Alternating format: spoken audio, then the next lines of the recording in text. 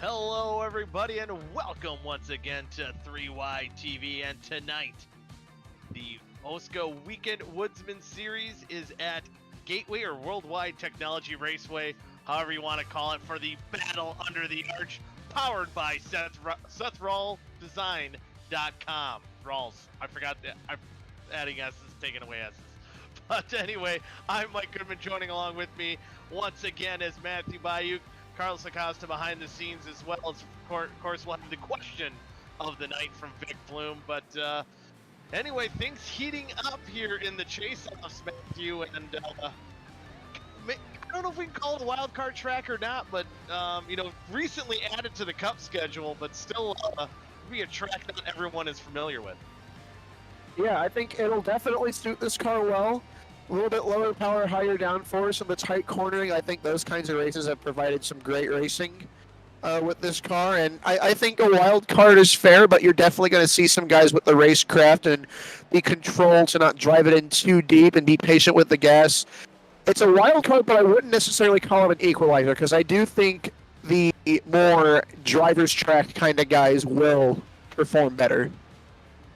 Ooh, the cream will rise to the top, as right now we do have group qualifying going on right now, and Tyler Fode currently sitting on the pole, but right behind him, coming tonight, see that pink car right there of David Westergreen, only 1 point back of Nick Indelicato, and I don't know if this is one of David Westergreen's favorite tracks out here tonight, but definitely got to feel pretty good right now, running in that second position, only 1 point out, and the battle for the championship heating up, I think, right at the right time. Yeah, he had a really, really strong start. Delicato kind of fell behind, and he and Nathaniel Cherry have dominated the majority of this. And then last week in Charlotte, Nick and Delicato did some Nick and Delicato things. David Westergreen still ran well. I wasn't here in the booth last week. I watched the whole thing in the car. So David did plenty good enough to stay right there, and as a result, it is a 1 point margin between those two with two rounds left in this season. Nathaniel Cherry, he uh-oh. Did we lose our stream, or No, is that we're just? good. We're good. Keep going, guys. Okay, We're good. All right, cool. We panicked. You guys don't panic. Well, Nathaniel Cherry didn't have the strongest of nights. He's going to need a big rebound here with so few races left. But Nick Indelicato is not necessarily the fastest car today, and David Westergreen isn't much slower than him. So it'll be interesting. They're definitely not two of the, you have guys right at the top of the charts. Neither of them are Nick Indelicato or David Westergreen today. There you see also the broadcast championship, Carlos wanting to brag right at the moment, but Vic? Yeah, that's a cushion right there. Yeah, he's got a little cushion, but you never know. Vic saved his picks. He's looking to heat up, and starting now, it's going to be that time. But speaking of that time, you do look, as far as the qualifying is concerned right now, you do have Westergreen in third. You do have Indelicato all the way back in 15th currently. And format for tonight's race, I don't think I went through that yet. 50 laps per half, top 7 will invert here tonight. And Fode filling in again here in that 95 car. He could be another guy to kind of spoil the fun with between all those chase-off drivers. Yeah, and one thing I looked at in practice, I was trying to watch, there were not a lot of long runs. I am seeing a lot of the cars get loose off of the corners, and that was everybody complaining. These have more downforce, yes, but it's a flat racetrack, so naturally it gets tail happy off the corner, and especially with how much wider they are, you can really carry more speed off. But the more speed you can carry off of these flat corners, the more potential there is to loop it. So there were not a lot of long runs. As a matter of fact, in the guys that were in the top half of the leaderboards, only 4 cars ran more than 10 laps. One of those was David Westergreen, and he actually had the longest amount of consecutive laps. David Westergreen ran 22 straight laps in practice, and he's currently third on the boards. That long run practice combined with starting towards the front could be exactly what he needs to go into our finale next week with perhaps a little bit of edge over Nick Indelicato. And just so we're touching base on it, Kynan Jones with 18 laps, Zach Evans with 15, Seth Rawls with 14, James Watson, Zach Rogers, Jeff Green, and Tyler Fode, all with 9-lap green flag runs. Other than that, nobody else has really ran more than a few laps at a time. Yeah, and I think the common theme we might hear tonight, if we do have any issues, Carlos's favorite phrase, too much beans. You gotta really be throttle discipline coming out of these corners. I'm getting hungry. Oh yeah, you're gonna get some beans tonight. There's not gonna be anything else. So black, baked, however you want them. I'm a fan of the black beans. That and the color beans. You'll get some. Man, it is bad right now coming off the corners, and just when they're side by side too. I don't know yet what the preferred line's going to be, but I have to imagine maybe just running laps as the bottom, but you could probably defend up top really well. There might not be a lot of grip, but just not having the entire track to track up is going to be huge. I don't really know where else you can find grip, though. I think especially through 1 and 2, we just seen Seth Rawls on screen, kind of that groove he ran. I think that's going to be the money line there as far as 1 and 2 are concerned. And then kind of watching Rawls, that's where I think the big question is going to be. Is it going to be that high line? Is it going to be, down towards the bottom? And I think that's where you'll see the fastest line, maybe on the bottom, but I think you can defend on top. Should be potential for some fun racing, because I think generally here too, you'll see guys kind of faster in different sectors of the racetrack. Well, see, it's not the beginning of the race, but we've already lost our primary feed. Oh no! Why? Oh, what have I done? That is a secret. Oh, Carlos. I pressed the wrong button. Nobody saw that. To fill some time here, how about let's go through our picks? Yeah. We can make some picks. All right. That's the best thing for me to do. I'm trying to figure out a tech issue. Hey, you know what? Tough noodles, kid. You got time. I'm gonna make Dallas's pick, and it's gonna be Jeff Green. All right. Who are you picking? Who are you picking, Cody? Oh, yeah, I'm gonna go next. I'll go with Alex Grates, filling in that number 5 for Cody McLean. He's looking pretty sporty out there, currently sitting 7th on the leaderboard. Who you got, Matt? I don't think it's much of a question. I've got to go James Watson here. You are not a good person. I am a genius. You are not a good person. You are not a good person. Yeah, what are you gonna do now? Who's your struggle. backup? I had no backup. That was Oh, come on, man! You gotta have a backup. I thought you saved your picks. You know what? I'll go with the 20, since I can't pick the 40. Oh, that's a good one. Yeah, well, not my desired pick. Anyway, Carlos, now it's your turn. I feel like as the current points leader with a good cushion, Cameron Rich. I'm gonna take it easy on you guys, but not too easy, because I'm gonna bet all of my Nuevo Soles on the number 14 of Zach Rogers. Ooh. That's a good sleeper pick there, I think. Zach Rogers always. Yeah, he's always a force to be reckoned with. But I said he only put together a 9-lap run, still longer than everybody else in practice, and he did it twice. So Zach Rogers has ventured into long run a couple times. And so far, he's close to the quickest time. Sun has come out. Sun has come out. Track is hot. I don't really know if anybody else is going to post a time faster than what we've got up there right now. Fode's got it by still nearly a whole 10th. Yeah, he's looking pretty sporty here tonight. But speaking of about 9 laps, the tire wear from when I was talking to the Do Good boys before the race, it's going to be a factor as far as speed's concerned. But I think as far as pit stops are concerned, you could probably make it the whole 50 laps on a set of tires if you treat them fairly. But from what I'm hearing, I don't know what your intel was, Matthew, but I'm thinking right around 40 laps for a green flag run, or from per fuel run. And with 50 laps, a couple timely cautions, we could see a little bit of strategy playing out here tonight. And I love strategy, and I love it wasn't all that long ago in terms of OSCA history. They went to longer halves. For a while, it was usually fuel mileage because of the half distance.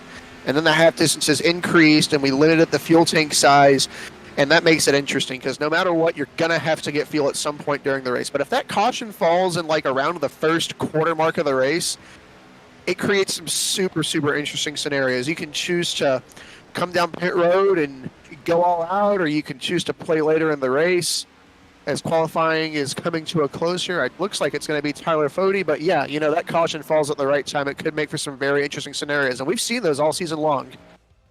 Yeah, we've seen even last week the pit games that were playing last week at Charlotte was pretty interesting. But with that, we'll get ready for half number 1 of the Battle Under the Arc, powered by SethRawlsDesign.com. Ooh, I said it without the S at the design. You did it. You nailed it. Nice. Yeah, I nailed Good it. job. Well, the only time I'm going to do it. Goody, probably. Goody, I'm proud of you. Thank you. I noticed some, just so we can touch on it, obviously Fody winning the SR Design Pole Award in the SR Design sponsored race. Nick Indelicato and David Westergreen ended up putting together good laps and starting in the top 5. Our other guy running up front in the points, Nathaniel Cherry, you don't even see him on the left side of your screen. He was never able to put a good lap together, and starting 22nd is going to be a tough way to rebound from last week. Yeah, if he's going to answer the underdog rally call, it's going to be a tough stretch for him. But a couple other notables. Jeff Green, you see him there on screen. He'll be starting outside row number 3. Feeling pretty sporty. I think he just came out of the box running pretty fast. We'll see if he can string a few more laps together. Are we just highlighting, or are we running through? Oh, I thought we were just going through the highlights of it. I kind of like the highlights thing. Oh, okay, no, keep going then. I'll put something else up. Yeah. I was going to say, and as far as points are concerned... You can put yeah, there we go. You can put it up. As far as points are concerned, we didn't mention James Watson. He's an outside shot at the championship. I think the gap from him to Indelicato, the points leader right now, is 36 points. But with 4 halves where points are awarded, Watson could have a big night, and with some other misfortune by other guys, he could jump into this championship fight late and qualifying third. He's still in it.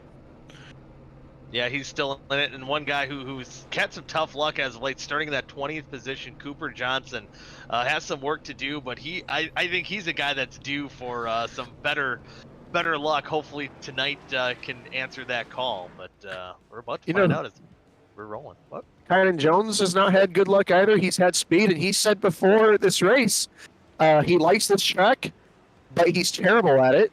I don't think that's true.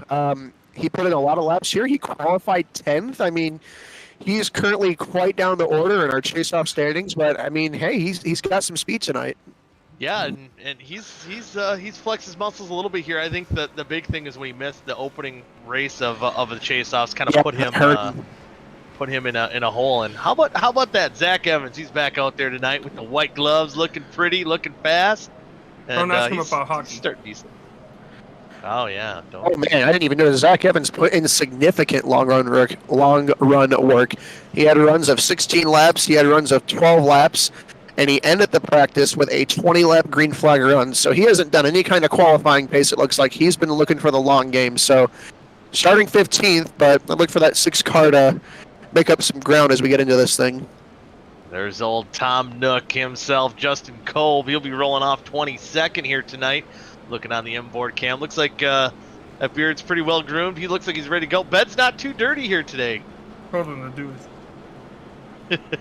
Told him to do it. There's Darren Steff. Oh, he knows we're watching. We're looking at you, Darren. Watching. Oh, he's got gloves on too, but not white. Not white gloves. Oh, Tarble doesn't have. Tarble. Tim does.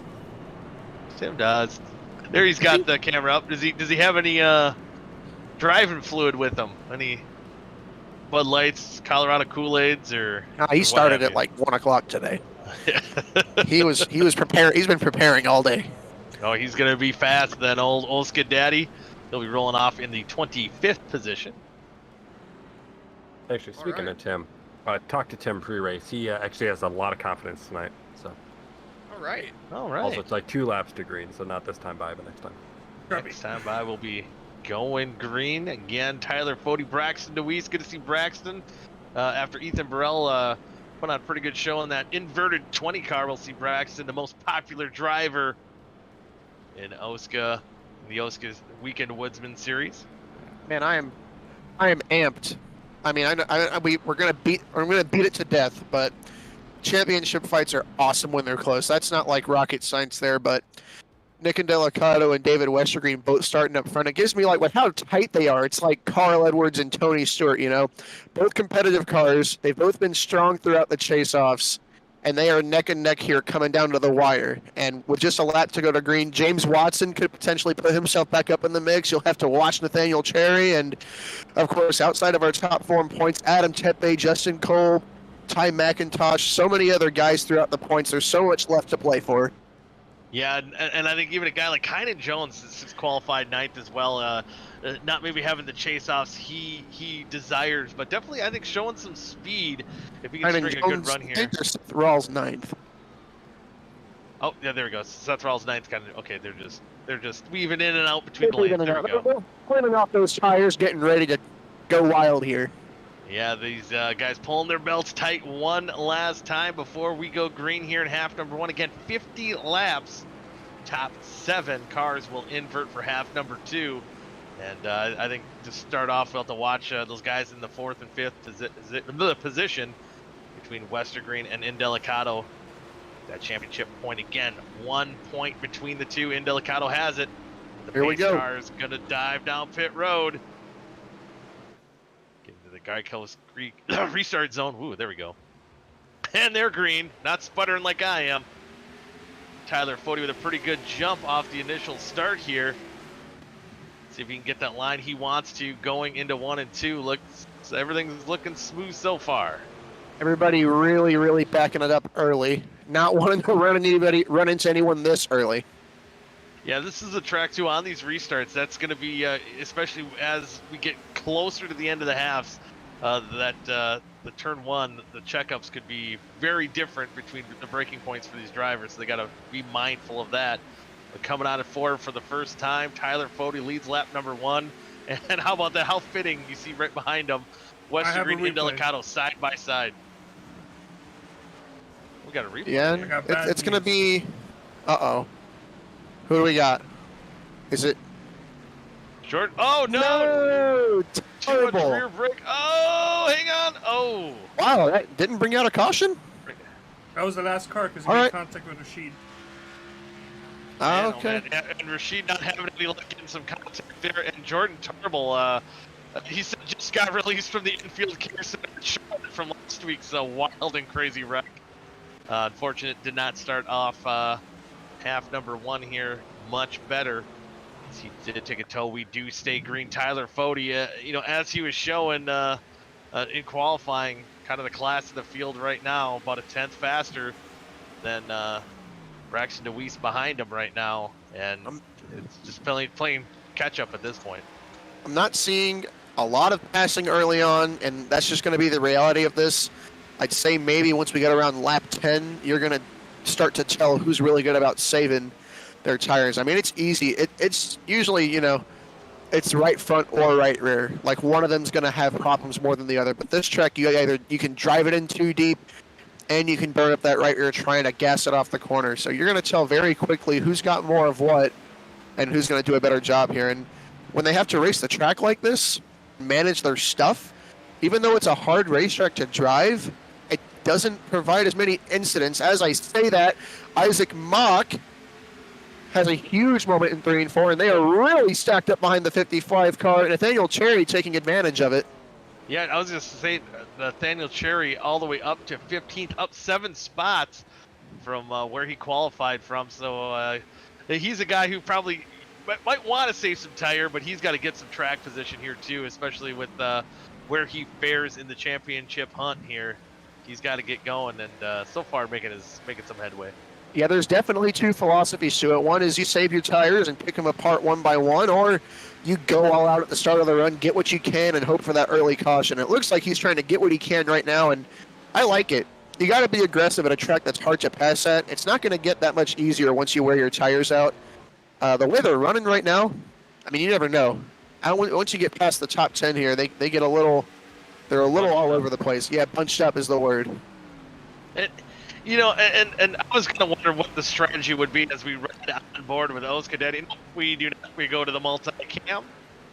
And, generally, if you're like Cherry, you're running as hard as he is, you try to just make it to like about 25 if it stays green to kind of break the stage up into halves and should be able to make it at that point. So then you think you can kind of run the car a little bit harder too. So I think we're going to see some differing strategies here tonight. But right now, Nathaniel Cherry up 8 spots up to that 14th position.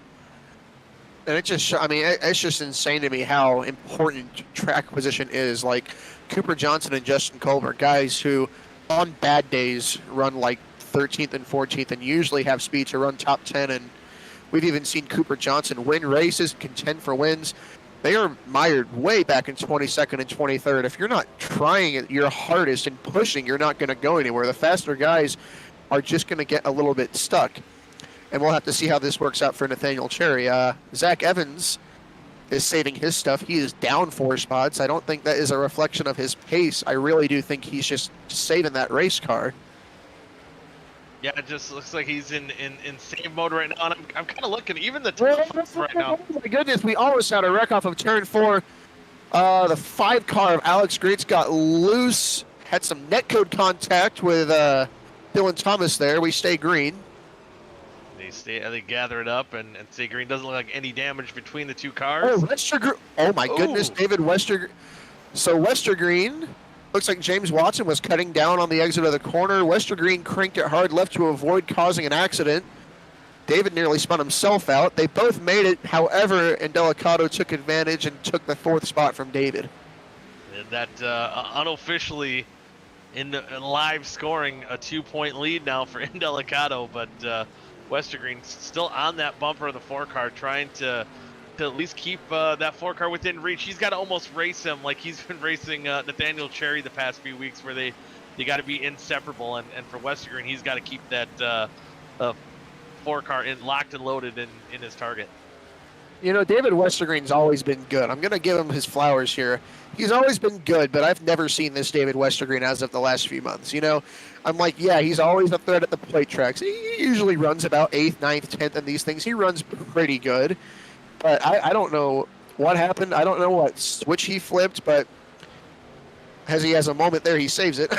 I don't know what I don't want to jinx him. Maybe I should stop talking while I'm ahead, but I don't know what he started doing differently, or if he started eating an apple a day for breakfast or whatever, but he has done a phenomenal job to close out the regular season strong and carry that momentum through to these chase-offs. I mean, he's running 5th. He would have been partying over a top 5 at the start of the season with how unlucky it was going for him. And now we've seen him post-race. He's like, man, I'm disappointed with a top 5 because it takes more than that for what he's doing right now, and he's been doing a great job. Yeah, it's always bittersweet when you get to that point, because you're happy that you're disappointed that you ended with only a top 5. But sometimes confidence is a very powerful drug, and right now I think Westergreen running high on that, still within a puncher's reach here. Well, definitely with only now unofficially 2 points live scoring behind Indelicato. Why not me has kind of been his mantra throughout this thing. Exactly, why not? And especially being the big underdog. I think pretty much anyone in this championship hunt, you know, going into the season, you know, before the season started, we thought Indelicato was going to be right where he was, but generally maybe would have thought he would have had a bigger gap, you know, with only 2 nights to go. Yeah, and you know, Nathaniel Cherry and Seth Rawls were strong in that regular season. James Watson especially. I don't know if James Watson is actually going by Braxton DeWeese for 2nd place right now. 26th round. Caution. Oh, Nathaniel Cherry. Oh no, that is huge. Man, maybe trying a little too hard to work his way up to the front. All that gone away now as Nathaniel Cherry will bring out yellow number 1. We'll take a look at what happened here. Oh no, he got a little too much. I'll tell you what, he reacted very quickly and locked it down. That usually when you spin off of the turn like that and you're pointed towards the inside wall, it's game over. But he locked it up pretty quickly. I don't think he's really going to have... I mean, he dinged the wall, but that's nothing to worry about. Yeah, we'll see what kind of damage. It's definitely not going to be a lot. And I wonder if it's because he's driving his car hard, might get tight, but if the car snaps on exit, doesn't look like a couple seconds, maybe of damage. And you know, I was going to mention it. He raced his way from 22nd to 13th, which is pretty good. But right behind him, Isaac Muck started to really catch up to him, and he was starting to struggle there. I think he definitely needed that caution to come out, and well, he got the caution, but obviously not the circumstance he was hoping for. It ruins his progress since all the way to the back now. Yeah, he's going to be all the way back, and right now scored in the 24th position. Everyone coming down pit road here. This should be, as far as fuel is concerned, we'll need, or the only needed pit stop of the day. But if we have more cautions, I'm sure some of these guys will take their second set of tires. But that'll be a story as it unfolds here. See who gets on and off pit road. I don't think anyone's staying out here. Well, I was wondering if maybe 2 tires, but with how loose these things are, I don't know if it's time to be aggressive yet. I mean, hey, maybe you try it out now and you use it later, or don't use it later. Who knows? Hey, we'll about to find out as Fody's getting his right sides put on. We'll see who wins the race. Down pit road. Looks like all of our... I don't see anybody coming out of their box early, except for the 5 car of Alex Grates. We do have a guy who took 2. Oh, they're stuck together. And he should have got out in second position. Maybe it depends on if he beats James Watson or not. Hold on, guys. I'm gonna go He back. did take 2. Because I saw something that I don't think you guys saw. Yeah, you perked up there. What happened, Carlos? 32. Dustin Dewar? What's Dusty doing back there? I heard a little bit of wheel spin might have been the cause of this. He is pulling out a pit road. Too much beans. That's not what we expected to have the beans, but that's our second occurrence of it. Hello, Wall. He really hit that pretty hard.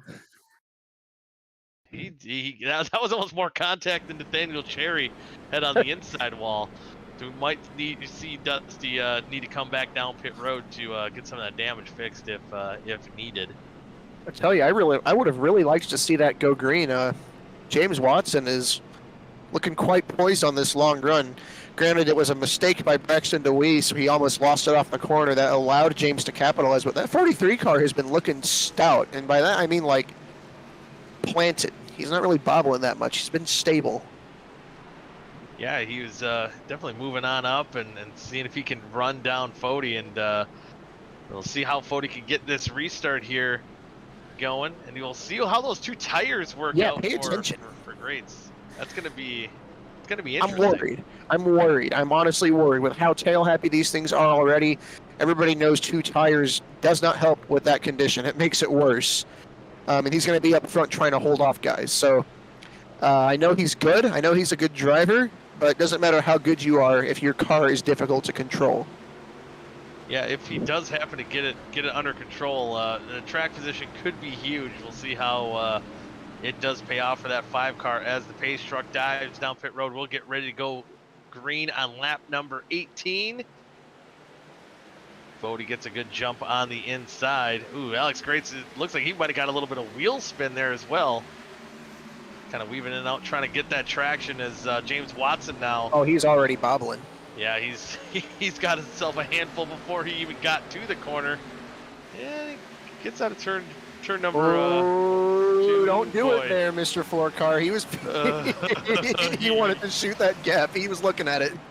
Man, I have to give Nick an attaboy last night in the elite. Oh man, elite that was race. tough. That was it was a tough loss, but him and Nick Massey putting on one hell of a show. Probably one of the best battles for a win. The most respectful ways to do it, especially at Bristol. Both drivers could have easily turned that sour quickly, but he put on hell of a show though. I was kind of. I got home for the second half of that race, and we talking a lot of strategy, and he did a really good job, and it's just unfortunate for him. He turned himself and got himself some crash damage. He thinks that hurt him a little bit, and in the end, we were talking about it, and he was like, if there's anybody I'm gonna lose a race that pivotal, a chance to go race for a championship. Oh, Westergreen runs into the back of Indelicato, sends him sliding. They're fine.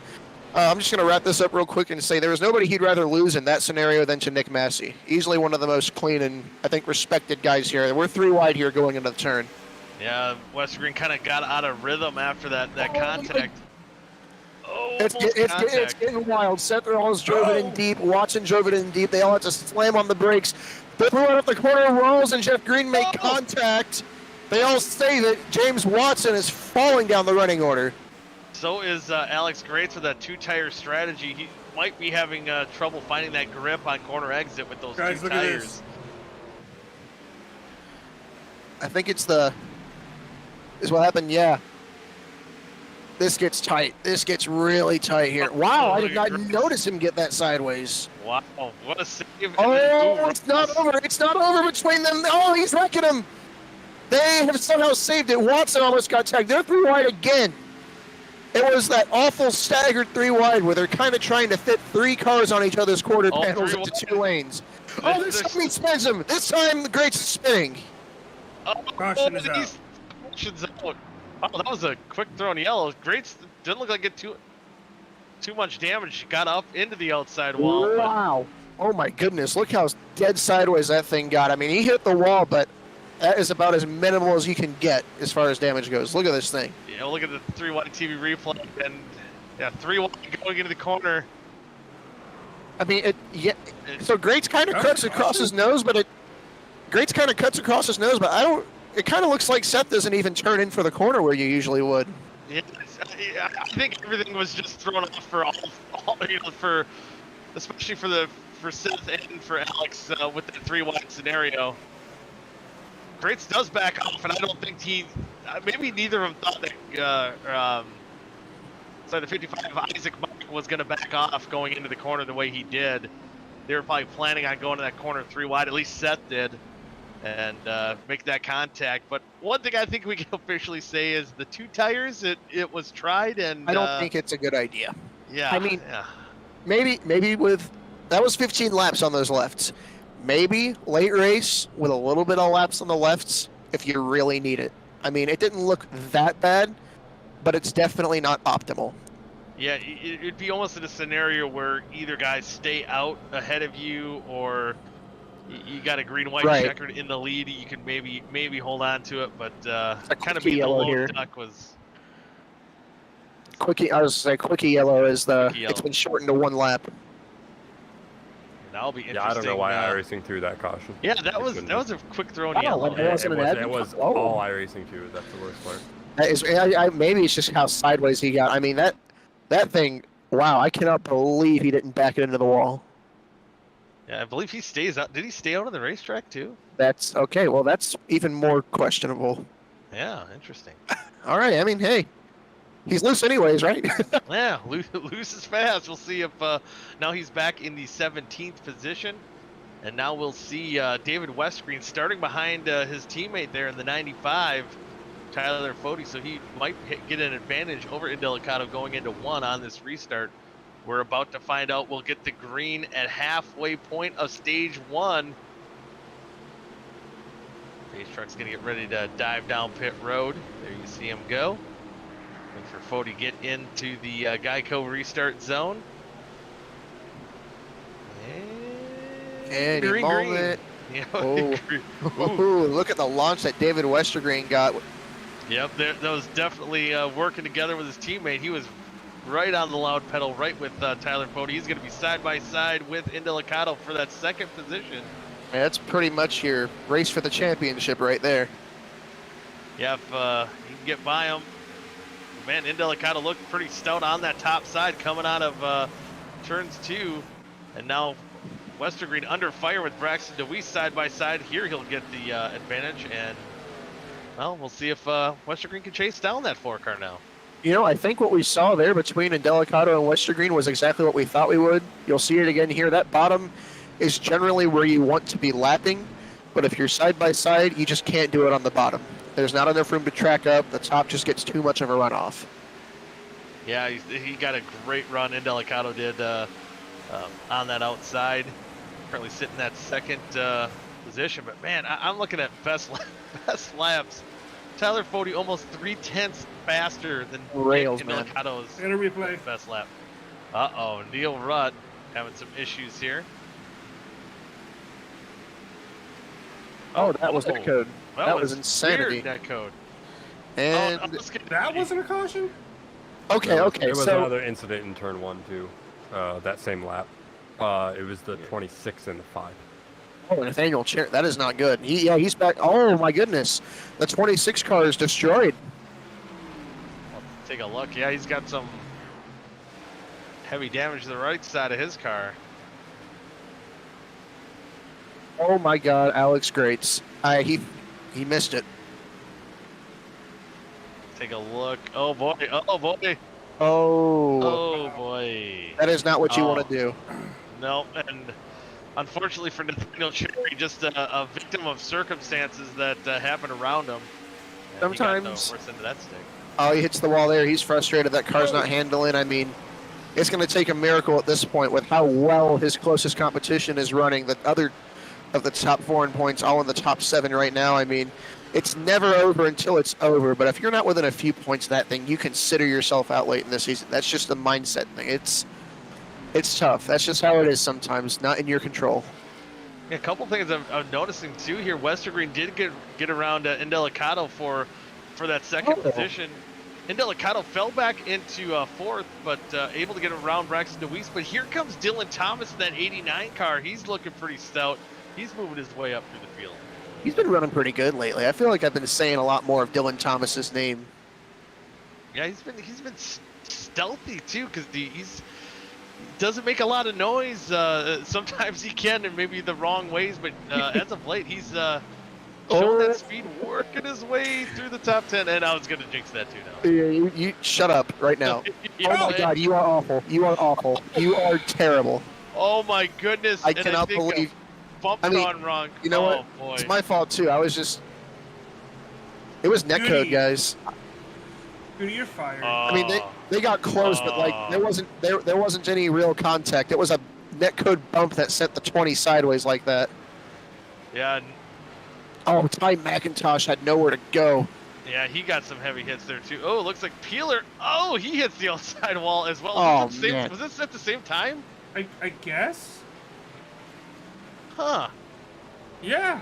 Well, different luck for the Sugar Moon creation. You're gonna see it here. They get close for sure, but really yeah, it's weird.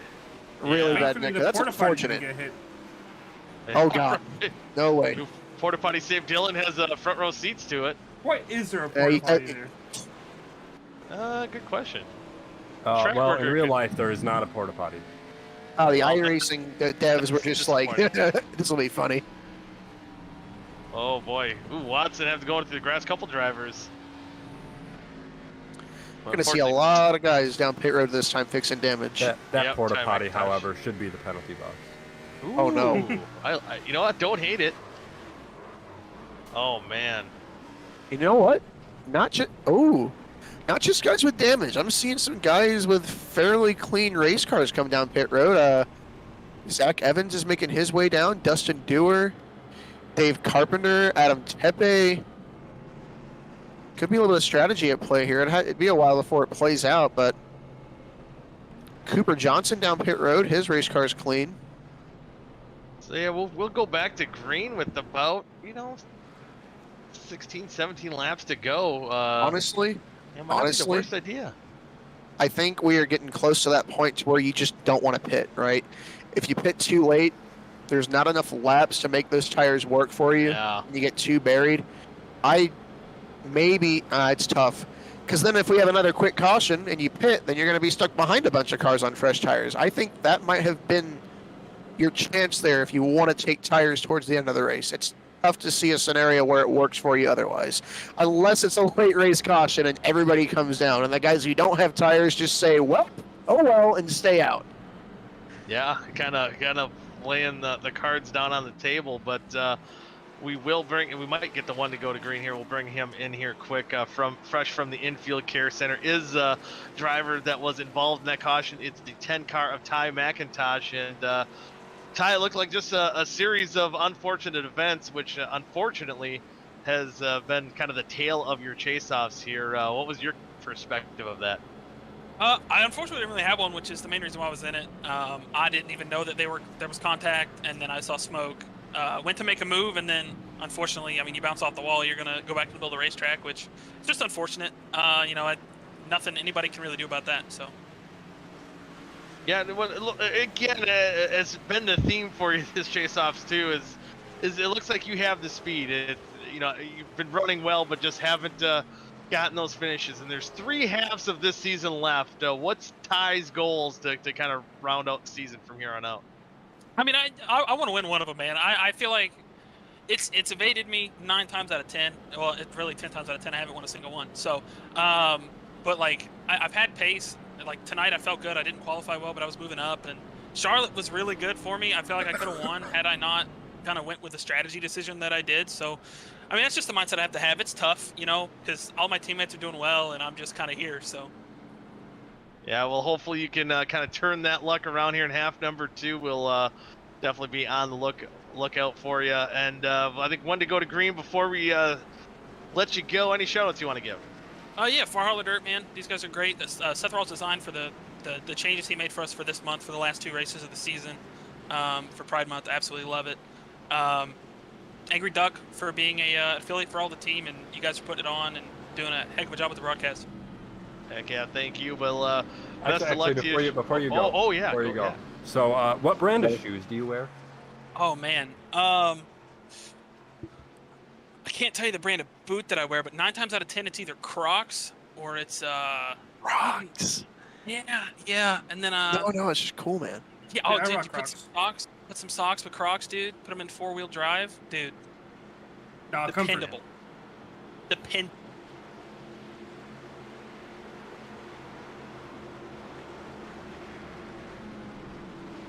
Oh, excuse me, ladies and gentlemen. It appears we have lost Discord for some reasons.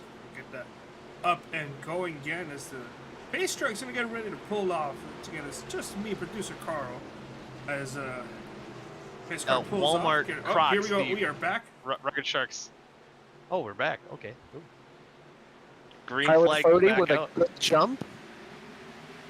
Great jump by that 95 car. Wester Green able to tuck in front of Indelicato, going down into turn number 1, coming out of 2. Seth Rawls sitting there in 4th there as well. Jeff Green, he's looking pretty stout, sitting in that, I believe, 6th, 7th position right now. Going to start seeing a lot of aggression, a lot of guys going for not a lot of spots. I'm watching Zach Evans and Cooper Johnson too. Those are our first cars on 4 fresh tires. Catiano just about wrecked it. He saved it. They're bottled up. But 91 of Cooper Johnson, man, he's already up quite a few spots off that restart. I have to see how they make those tires work for him. They're 13th and 14th. Oh, and just as I say that, contact with Dustin Dewar and Kynan Jones. Oh boy, it is a mess on the backstretch. Oh, Great's involved, Capuano involved, and man, oh, Cherry, just what? His bad night goes worse, and man, I think we see this every week. Will Adam Tepe ever catch a break? That poor guy. This starts. It's hard to tell. It looks like Kynan Jones does like wash up a little bit, but they're tight. Dustin Dewar's diamonding the corner. Kynan Jones is coming up a little bit, and there is nowhere for anyone to go. Yeah, just kind of like blocking a bowling alley down the backstretch there, and getting a lot of cars involved. Kind of see what Adam Tepe got to look at there. Not much. Dusty trying to save it, and he looked like he might have had it possibly saved, and then Tepe sideswiped him, and by the time Dusty got it locked down, it's the worst place to be spinning sideways on the track, coming off the corner, and everybody's on the loud pedal trying to get what they can. Yeah, it's just unfortunate. Yeah, nowhere to go. Dusty just trying to save it. Yep. Oh, actually, looks like did Dusty get loose before that? And I don't know. They look like maybe. they both. They look like I don't know. They looks like they both kind of bobbled into each other, unless they just saw something there. I mean, I'll look again. Let's see. Take a look at that. Tyler Fody, though. It looks like it. The field. Okay, I think it looked that way because Dusty did it kicked out a little bit, but I think that was just him getting it to rotate aggressively, and he got it turned and gassed it up, and it was on his way down the track. Oh, then was kind of pushing up the track then too. Was pushing up, and Dusty, I think maybe he gassed it to get it to rotate, and it did what he wanted it to do. It was just unfortunate what the car below him was doing. 2 guys going for the same lane, I think. Yep, that's especially in turns going in the middle of 1 and 2. That's here at Worldwide Technology Raceway. That's definitely tough one to encounter when you're side by side with another car in that corner. But right now, we have a the battle under the arch, powered by Seth Rawls Design.com. Wow, it's a mouthful. You're doing great. You've done it. You haven't messed it up that much. You're doing great. No, yeah, I've done worse. But right now, Fody really not battling with anyone. He's clearly the class of the field. But does David Westergreen have anything for him in these final 10 laps? I think right now he's David Westergreen. I mean, he's going to be going for Tyler Fody because he needs points. But as it stands right now, he is tied with Nick Indelicato for that championship lead. And, you know, Nick's a tough guy to beat. You know, we saw that with the Elite Bristol race, and every race that David Westergreen stays neck and neck with him is 1/2 less for that 4-car to make up points. And the same thing can be said for David, but the way it's been is they have been on top of each other with only 3 halves left after we get through this one. It very well could come down to just one position in that last half of the season. Yeah, so every point definitely going to matter between those two drivers. One guy coming into tonight, though, that had a decent outside shot at running for that championship. Looked sporty at first, but Nathaniel, the night just didn't go your way, at least so far here tonight. Yeah, ever since the second half of Charlotte, it's just been a downward spiral. I mean, to be honest with you, I probably shouldn't have even been up there in contention for the championship. I'm a top 5 guy, not a top 2, top 1. It sucks that it had to go down this way, though. Really, really does suck. Yeah, just at self-error at the start of the first caution, that was my fault. But then after that, no idea what the 5's thinking. He lost his head because we made contact with 3 and 4 and just used my car as a brake. So I'll be talking to Tim, his team boss, about that and figure out what the heck happened there. And then, yeah, the off-season can't come quick enough. We got people like Braxton in there yelling at people all the time for things that are their fault, and it's time for a break. There is that time for the break that will be coming up here soon, but there's 3 halves to go here. What's the Nathaniel's strategy here from here on out? Try not to get involved in a wreck. I think maybe roll the dice, get a win. Come on, man. I feel like if some miraculous act of God happens, maybe we could get a win here in the second half. Dover, I feel good about, though. I mean, the team championship's still up for grabs, so that's my focus now. It's not about me; it's about the team. So I'm gonna do what I can to help them. Hey, all right. Before we let you go, we gotta know what's your favorite. What brand of shoe do you wear? Go. I wear Adidas, I think. I have no idea. Actually. All right, there you go. All right. Hopefully we'll let you get the show. Or no, we'll not. As the green flag is out, Fody on the loud pedal once again. We'll see what kind of restart Westergreen gets. A good one. Like he does get a good one, and he will clear that 4-car of Indelicato, which is huge. Now with only 10 laps to go, can Westergreen hold him off? Can he chase down Tyler Fody? Which we haven't seen too many people run up on that 95 car so far tonight. I think he's going to be more worried about. I mean, he wants to go get Fody too, but that 4-car, man, he knows the situation. He and David Westergreen both know the situation. They both know every spot counts, and they're on top of each other right now. Nick Indelicato showing the nose here. I don't think he's going to send it in. I think he's just trying to scare David. Man, Tyler Fody can run away with the win of this thing, and I'm going to be watching the 9 and the 4. That's all I care about. Yeah, I think Indelicato's trying to play that intimidator button like it's NASCAR Thunder 2004, trying to make Westergreen mess up. But right on the heels of that 4-car is the 25 of Seth Rawls, who is probably in a pretty interesting position here if you pass your teammate. But he's been pretty sporty here tonight, right on the heels of Indelicato. We'll see what he does here, but I think you kind of let the boys play, let the championship unfold in front of you here. Yeah, Seth missed the second round of the chase-offs. He considered his championship fight done at that point, and I don't blame him. You missed the whole race, so he wants to go up there and fight and race, but I don't think we're going to expect him to really go after Nick Indelicato. He knows how important that second place is right now, and behind him is James Watson. I mean, huge night for James Watson here. With the night Nathaniel Cherry's having, I think just this half alone, James is going to accumulate enough points to leapfrog over that 26 car and steal third in points. And, as long as he can stay relatively close to the 9 and the 4 car, who knows what it could be for James Watson. Yeah, and you got to think that early on in the race with Alex Grates taking those 2 tires. He kind of lost a lot of track position in that shuffle. So now he's back up there in that 5th position, looking pretty stout right on the bumper of the 25 of Seth Rawls. But Fode's pulling away a little bit, but not too far as we're down to 6 laps to go. But again, you still see Indelicato kind of once in a while throwing that look down on the inside, maybe tried to get Westergreen to mess up, but Westergreen is not having any of it right now. Yeah, as you see the backmost part of this pack, we might not be done with cautions yet. Here is possibly Dylan Thomas looking 3 wide. Oh my God, Zach Evans said there is no entry to the corner. He threw it in, and well, he got out of that situation and gained a spot while doing it. How about me fine? He's looking mighty fine out there in that 9th position. I think those he made the right he call. Made, yeah, ooh, it looks like, I don't know if Dylan Thomas maybe scraped the wall or came awfully close to it too, but old Zach Evans, he's putting some pressure on our 2000 Busch Series champion, Jeff Green, right now for the ace spot. We coming to 4 to go this time. In the back.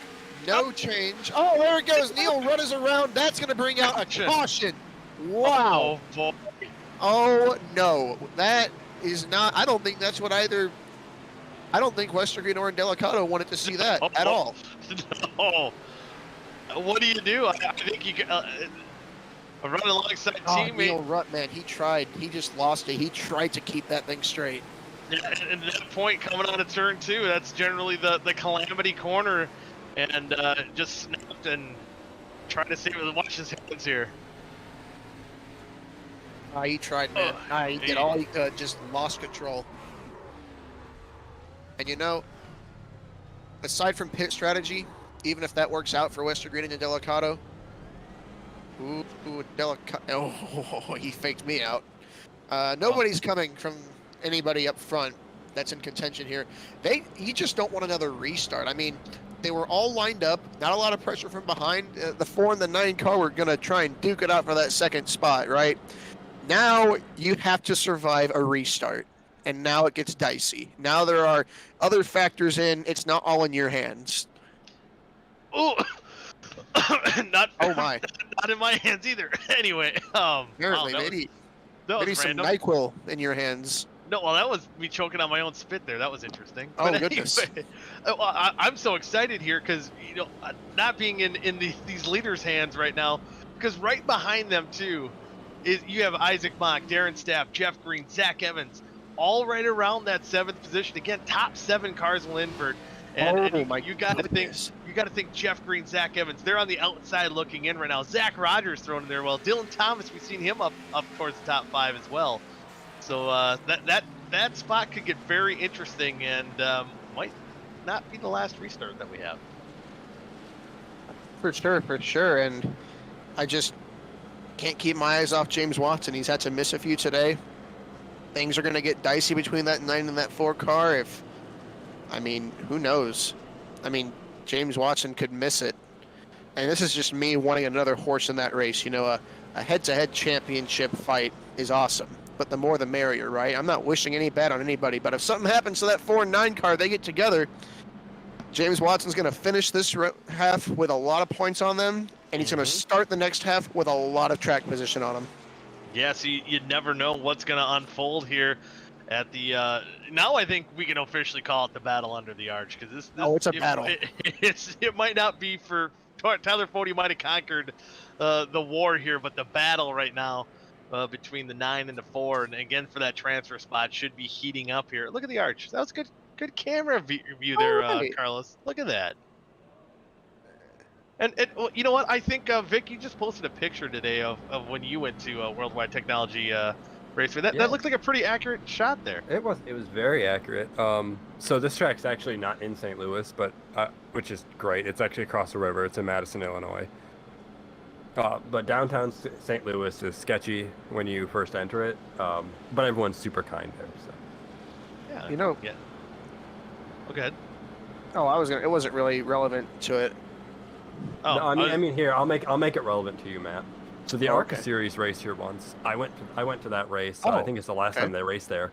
And Haley Deegan, I don't remember if she got spun or she spun herself in turn 1, but the crowd went absolutely wild and loved it. I'm not saying that Haley Deegan's not a good driver, but Yeah, sounds about Arca. Sounds about Arca. I mean, I wouldn't be shocked if she does it again this weekend. Ooh. Here we go. Wait, Doubling wait a up here. Is this the one degree? Yep. All right. London Green. And as we've seen Fody and Westergreen kind of working together on these restarts, and that will be, again, pivotal for that 9 car not to spin his tires and open that door for Indelicato to get on the inside going into 1 next time by. Then right behind even Westergreen, too, you have Seth Rawls, who can maybe put his Intimidator button on the 9 car, too, on this restart. Maybe. I think it's going to be very situation dependent. If Westergreen gets away from him, I don't think he's going to stick to Indelicato's outside. I think he's going to give that 4 car the room to trek up to the wall. I think he's well out of the championship fight at this point. He's going to let those 2 duke it out, if I had to guess. Seth is usually pretty good about the whole give and take sort of deal. Yeah, we'll see how it plays out. We're about a quarter of a lap until we go back to green, white, checkered, and this is going to be, I believe, attempt number 1 of 2. See, boys pulling their belts tight one last time. Pace truck's going to be diving off here. Waiting for Fody to get to the Geico restart zone. Again, keep a note on that pink number 9 car and that white and black number 4 on the inside as the restart's underway. Oh, Westergreen does spin his tires a little bit.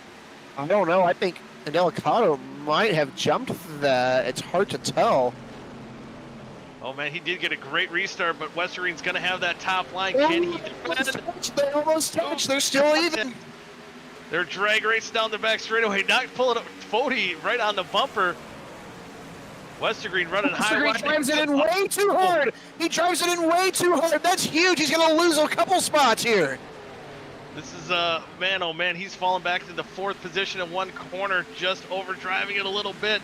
That opened the door for Rawls and Indelicato to get by. We're white flag. 1 more lap to go. Man, oh man. And now Indelicato, he's within a puncher's chance, and maybe if he can dive it deep. Oh man, David's got to hold on here. He could lose another one. Oh boy, that's every point's going to be huge. Oh, Watson going to get by him. They're going to try to battle that out. We're going to keep an eye out on that. But coming on to turn 4 for the final time, Tyler Fody. No one could challenge him. He's going to take half number 1 of the battle under the arch. Oh, they're wrecking on the front stretch. Big time there. James Watson got past David Westergreen, and man, it's hard to call 5th place a disaster for David Westergreen, but you know how important those points are going to be for him. Yeah, now The gap is, it's only 4 points. Only 4 points. Man, oh man, but you see how the work that he did to be 1 spot ahead of him all kind of go out the window in that last corner. They'll knock him from 2nd all the way back into 5th. You see the running order. James Watson working his way up into 4th. How about Darren Staff? Isaac Mock will be starting on your front row here. Zach got P8 there. Well, got himself a top 10. Yeah, not a bad run. Jeff Green and Zach Rogers rounding out the top 10. Oh man, what happened at? Oh no, Cooper Johnson. Ugh. Another bad run. But how about Neil Rutt? We see him bring out that last yellow. He worked his way all the way up to 14th. How about that? I'm saying Cooper Johnson because he worked his way up to 12th and he took the white flag in 12th place. Just the pain doesn't end for that poor 91 car. Who are you bragging on there? I was watching the restart. Oh, I was look Neil Rutt who brought out our final yellow here. Yeah, finished 14th. How about that? He wrecked the thing with like 5 laps to go. Look at that. That's why you keep digging.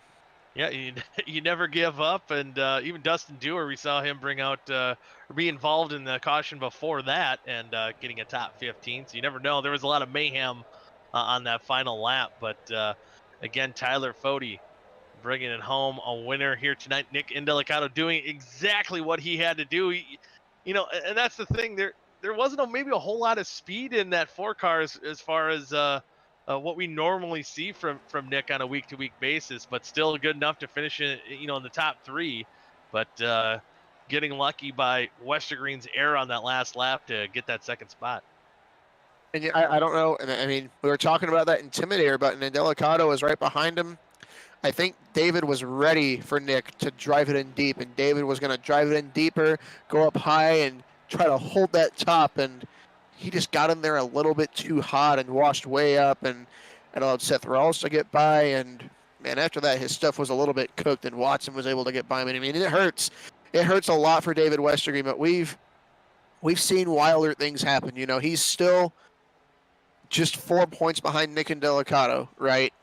I mean, he's not out of this fight by any means at all. He's still right there. And shout out to James Watson, too. James Watson cleaned that whole race, coming home fourth, made up a lot of points on Nathaniel Cherry. You know, before we get our warm-up done here, maybe we should make some picks. Oh, yeah. So, Goody, you unfortunately, your pick did not really pay off in half one. No, it did. It So, did. who you got here in half two, pal? Oh man, I don't know why I wasn't thinking about this as much as I should have. So I got to look and see who I have available. Hey, left to pick Stilly. here. So I'm gonna fill some air in with some filibustering right now. Pretty, what shoes do you wear? Avias. Yeah, we and then the Rugged Sharks, the Croc knockoffs. But with that, you know what? I'm feeling fine. Either way, I'm gonna be fine. No! I'm going with Zach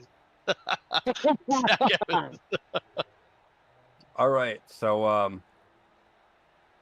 Who's next up is me because my driver finished 11th, and so I've been holding this pick off God. because for this race actually, Oh, no. it's the 95. I'm the only person that can pick the Oh, 95. you've got a Tyler Fode pick left. Wow. Yeah, I'm the only person that I can think pick this the is the 95. race for that. This is definitely the race. That's exactly. You whipped I've up been his holding Exodia. it. All right, I've who's been next? Holding it. I actually have Exodia. Interesting fact. Carlos is next. Yeah, I am with a top 10 pick, so that means I still gained the points over Vic in second. And you know what? I chose the 14 for half one. I'm looking at my stats here, and the numbers don't lie. All right. I'm going to go and choose a number 14 again. All right. Zach Rogers is always a good pick, man. Got me, All right, got me a top 10. He's and going to be a second one. For Dallas? For Dallas, you know, I think we're gonna go ahead and we're gonna give him. Oh man, he doesn't have very many picks. Jeez. Huh. Huh. Huh. He's gone through a lot of his picks. Let's go, Vicolas. Let's go with the 20 for him. All right. I am in an impasse. I'm really not sure who to take here. Either way, it's going to be the last time I can pick them this season. I'm really torn between Seth Rawls and James Watson is my issue here. Gotta pick one of them. I know. I think I'm going to take James Watson again. I'm going to double down. I didn't pick him all season. Good for me in that first half. I'm going to go James Watson again. There you go. The picks I are. love you, Seth, in. but I like James right now. James looking pretty sporty out there, definitely tonight, and he'll be rolling off. Where are we rolling off? It's fourth. No, yes, fourth. Yeah. Fourth. So you know, maybe the little bit of the caveat to Westergreen's final lap. Yeah, he's kinda going to get pulling the that start up corner. there. Yeah, I'll be in third. You're right. And Yeah. obviously, it's not a you don't blow a corner and lose 3 spots by design, but I guess a little bit of a consolation is you get to start right up there. And you know, Isaac Mock and Darren Staff showed some good pace. You know, they ran well, but if we're going to be honest, Westergreen, Watson, Rawls, and Delicato and Fode are definitely the 5 fastest cars in this field. They ran that top 5 pretty much the whole way. So, Westergreen getting to lead that pack is huge. And I do think they are going to make fairly quick work of the 55 and the 87. Again, not to harp on them, but the 9, those guys starting 3rd through 7th have been in another zip code tonight. Yeah, and if you are Westergreen, you're gonna try everything you can. He's gonna send it. You're gonna make Joey Logano on Carl Edwards like moves, aggressive Oh, moves, no. try to get ahead of him. Whoa. That didn't end well for... Well, actually, it didn't go so bad for Joey. No, not so bad for Joey. Who's Carl Edwards? Well, I mean, One of I guess them. in this case it would be one of them, but but they might not throw the block as aggressively either this early in a run, especially with both those guys not in the championship hunt here. But I'm sure there's still a little bit of that pride. You wanna lead that first lap, as we seen last week at Charlotte between Jordan Tarble and Tim Conrad. A lot of times it's pride. It's pride to lead that first lap after getting some good track position. We'll see. We have a We'll see what they can do. Oh, go ahead. Vic. Isn't there a bonus point for leading a lap? Yes. Can't forget Bonus that. point for leading a lap, most laps led, and a 0x half.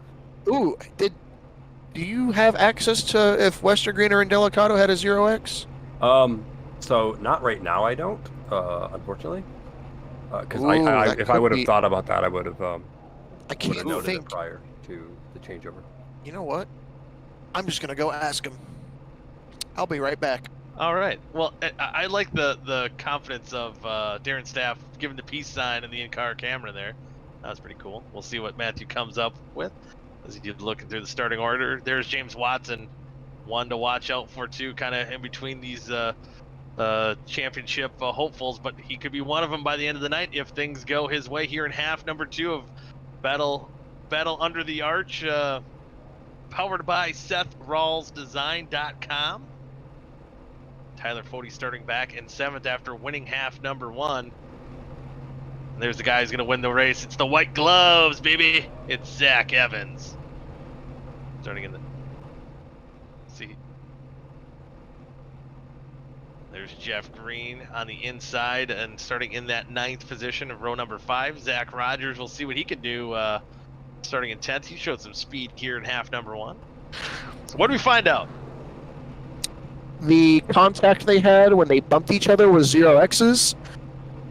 Nick said he definitely didn't get any 4x's, and David said he didn't make any other contact other than that. So we are 99% certain that they both got out of there with a 0x, which means the biggest opportunity Western Green's going to have to pick up bonus points is right now, and you better believe he's going to be aggressive to put distance on his competitors and get that lap lead. Because with Indelicato buried behind some of these faster guys, you see how hard it is to pass in that top 5 when everybody's fast. You know, David's going to need to have a very, very good start to this race. Go get that lap lead and stay in front of these guys. And you know, heck, with how far buried Fode is, David would lead the most laps. He's got the speed.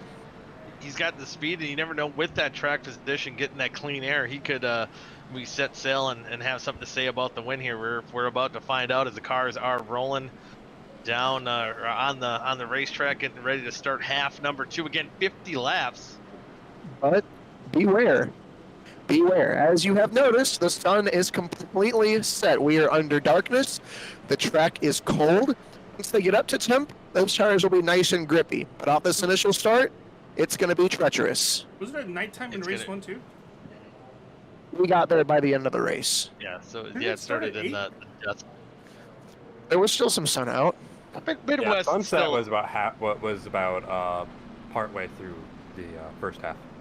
All right. and just a note as we're ready to go green here, Dusty lost connection with the server, so he will not be taking the green flag here as I thought we were one to go. Never mind. Braxton DeWeese is I was also trying to rush not it. on track, and neither is Rashid Coles. Ooh. Well, Braxton's somebody pick already in pit Braxton? road. Oh, so you Didn't started. one of y'all just pick Braxton? You Hey, are right, that- Braxton. We picked him for Dallas. That could Oh, be the Braxton is safest. starting in the pits. That could be the That's- safest. Yeah. You know, he had to use that. He had to use that porta potty in the backstretch. That's why it took him so long. Yep. Apparently, he better hurry. He better run. Yeah, he's gotta just be careful. Don't hit the Isaac or Darren up front there. He's gonna That's hear the field going by here in a second and go, "Oh crap, we're going green." Man, we ran out of toilet paper. This isn't But there good. he is, right there. Bye, Braxton. He's looking at. Oh crap! They're rolling. Oh boy. So we're about a half a lap to going green here in half number 2. We got Mock and Staff up front. We got Western Green in that 3rd position. He'll be chomping at the bit to lead some laps here. But James Watson proved that he was no slouch in half number 1 either. He's going to have some competition all around him. We're going to get ready to go green as the pace truck dives down pit road. They bunch up one more time. Barney's got that flag in the air. No gloves. No gloves, man. He's fancy. He's confident. Old school. And Barney's Green waving flag. the flag. Isaac Mock with a good jump on that inside. But side by side as they drag race into the corner and see if that outside line gets that run coming out of corner exit.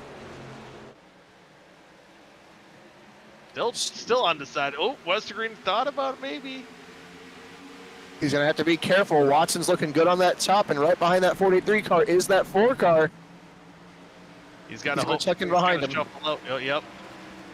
Probably just what he wanted to see. Uh-oh, Isaac blinking out there a little bit. So he's got to, we're really going to see what, if he, being stuck on the inside, how much that's going to hurt Westergreen coming out of the corner number 2 here. He dives in deep, trying to stay side by side with Watson. My goodness, he has to get out of it. I think he got back to the gas, but touched you early, and man, he was, when I say hairs away from causing a disaster, he kept it off of the 43 car, but now it's Indelicato and Watson fighting for control. And Fody gets by Westergreen as well. I don't think you could have stuck a piece of paper between Watson and Westergreen coming out of the corner there, and he felt the desperation trying to make that move. Oh, here comes Fody. He doesn't care about any championship medal going on. He backs out right in front of David Westergreen. Oh man, Westergreen's not catching the brakes that he thought he was gonna. Starting in that 3rd position, he's fallen all the way back into the 7th spot right now. Yeah, that didn't help. Fody made an aggressive move, almost forced the 4 and the 43 into having to back out. Fody wasn't going to make the exit of the corner. He backed out, but unfortunately, Westergreen was right behind him, and David had to slam on the brakes. Still no contact for anybody yet. They've done a good job keeping it off of each other, but it has been electric to start. Yeah, these guys going for it, but with that being said, Darren Staff, Isaac Mock still holding on to the top 2 spots here. Darren Staff trying to get as big of a lead as he can as these guys behind him try to still sort it out for that 3rd position. Looks like Fody, though, running that outside on corner exit of 4. See if he can get run by Indelicato. Guys, have good news. All right, let's hear it. YouTube has finally decided that we were not in the wrong. Our membership status and partnership status is back on track. I just got the news. All right. Oh, hey. Yeah, that was the 3YTV thing, right? Subscription thing? Yeah. Yeah. Heck, it's back now? It's back now, 99 cents, and that's all I'll ever charge for it. Heck yeah. Subscribe today. Wait, Carlos, what do they get if they do that? You know what they get? They get the ability to put on emojis in the chat, and that's pretty much it, because it's I'm not going to charge more for 99 cents. All right, then. Yeah.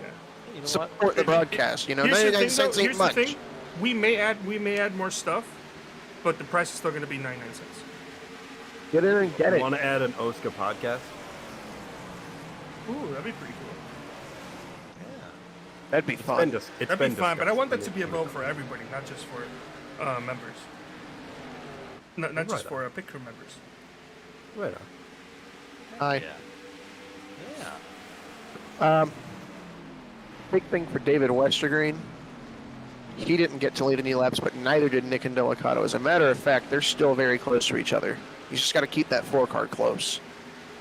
You know, and that's the thing. You know, Westergreen can't get too down on himself being back in that 7th spot. We've seen him work his way around both those cars ahead of him plenty of times. Just maybe save those tires now in the position you're in.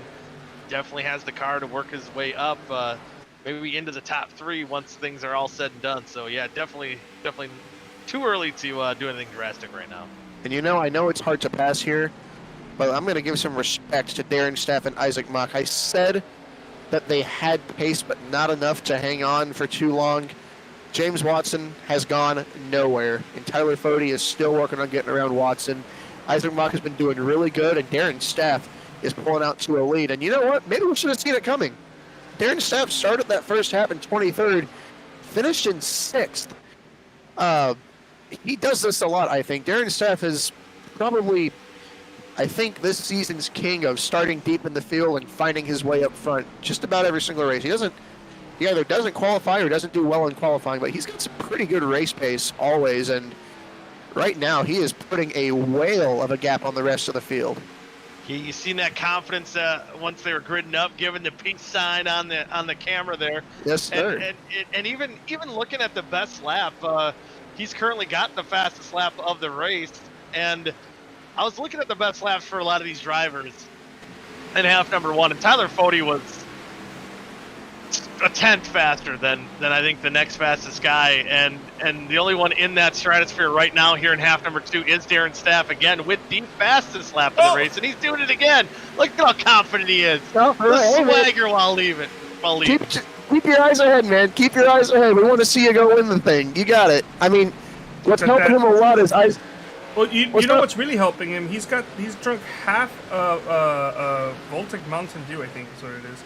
Oh, he's all jacked up, Chip. He's all jacked up on Mountain Dew. He's all jacked up, but especially for what's he, 15 years old, young kid? Or is he 16 now? Just the goodness, we got to jack up. Oh, Tyler Fode loses a lot of ground there. All right, wow. Going into turn one, James Watson drove it in to get around Isaac Mock. Isaac Mock tried to come under him, had to check up, and wow, what happened? Yeah, and that's what happened to Isaac Mock. He lost a ton of speed in the middle of the corner. Fode ran into him. Wow, that was a shuffle. That's huge. And Fode falling all the way back into sixth, and that is probably exactly what Darren wanted to see in that 87 car, pulling away. I think Fode is definitely one of the more stout cars here tonight, as we've seen in half number one.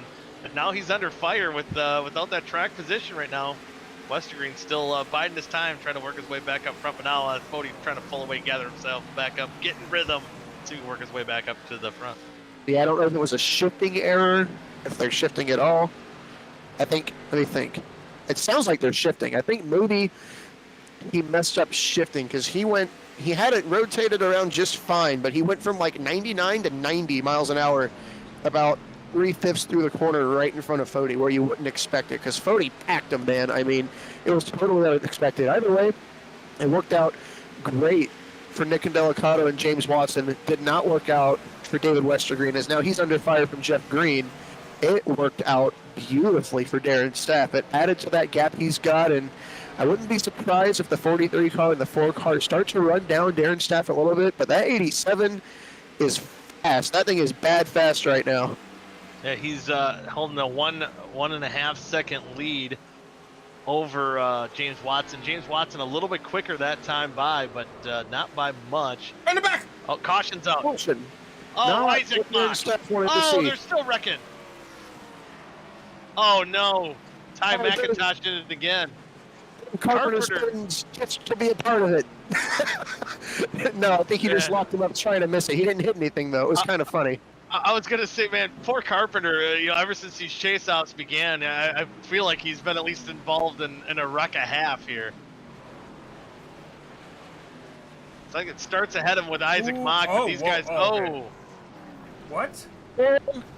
So I think Capuano checked up for the wreck before Neil Rutt kind of planned for it. Yeah. I really didn't want to see that caution, man. Darren Staff was doing a good job. Although I'm biased. Fode kind of pushing up on the corner with that made contact with Isaac Mock, and Isaac Mock maybe didn't. It maybe looked like, I don't know if Isaac Mock didn't give Fode the room that Fode planned on it, but definitely turning that 55 car around.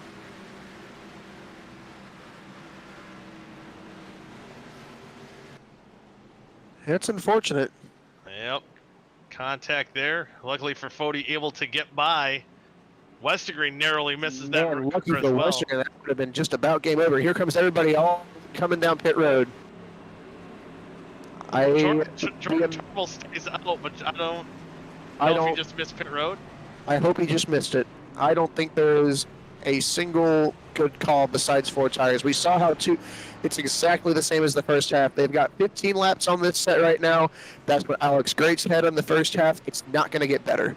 I'd be amazed if anyone. You just mentioned him, missed his stall. Oh, poor guy. So he'll be coming around next time by, probably with the 39 of Jordan Turnbull. Darren Staff does win the race off pit road here. As expected, nobody taking 2 tires. I'm very happy to see that. Yeah, And man, go ahead, yeah. we've seen that tried and failed in half number 1. Good to go. Alex, great looking for us. Thank you, Alex. Now we know. Yeah, someone had to be the guinea pig, and now he'll take his 4 tires, go to the back of the pack along with that 39 car of Jordan Tarbell. Yeah, it'll cycle Darren Staff back out to the lead, and Darren Staff going for his first career OSCA victory here. Still a long way to go in this second half. He's had a pretty solid rookie season. Only 8 top 10s in 26 races, but I don't think that really defines how fast he's been. I sure hope he sticks. Yeah, we can talk to him. Yeah. I don't know if we talked to Darren yet this season. At least I haven't. It's if we haven't, it's definitely. Vic, can you help us with that? Because I don't know how. I'm going to move him to Nurse Aviator Racing, then Hello. Okay. No, never mind, you got him. All right, we got our current leader right now, the 87 car of Darren Staff, and Darren, that clean air has proven good for you. It looked like you had a pretty stout car out here tonight.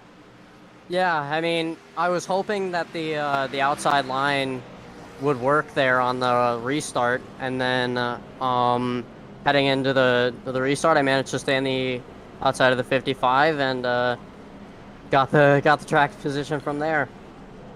Yeah, track position's key here, but now you do have some of those stout cars behind you, James Watson and Delicato and Tyler Fody.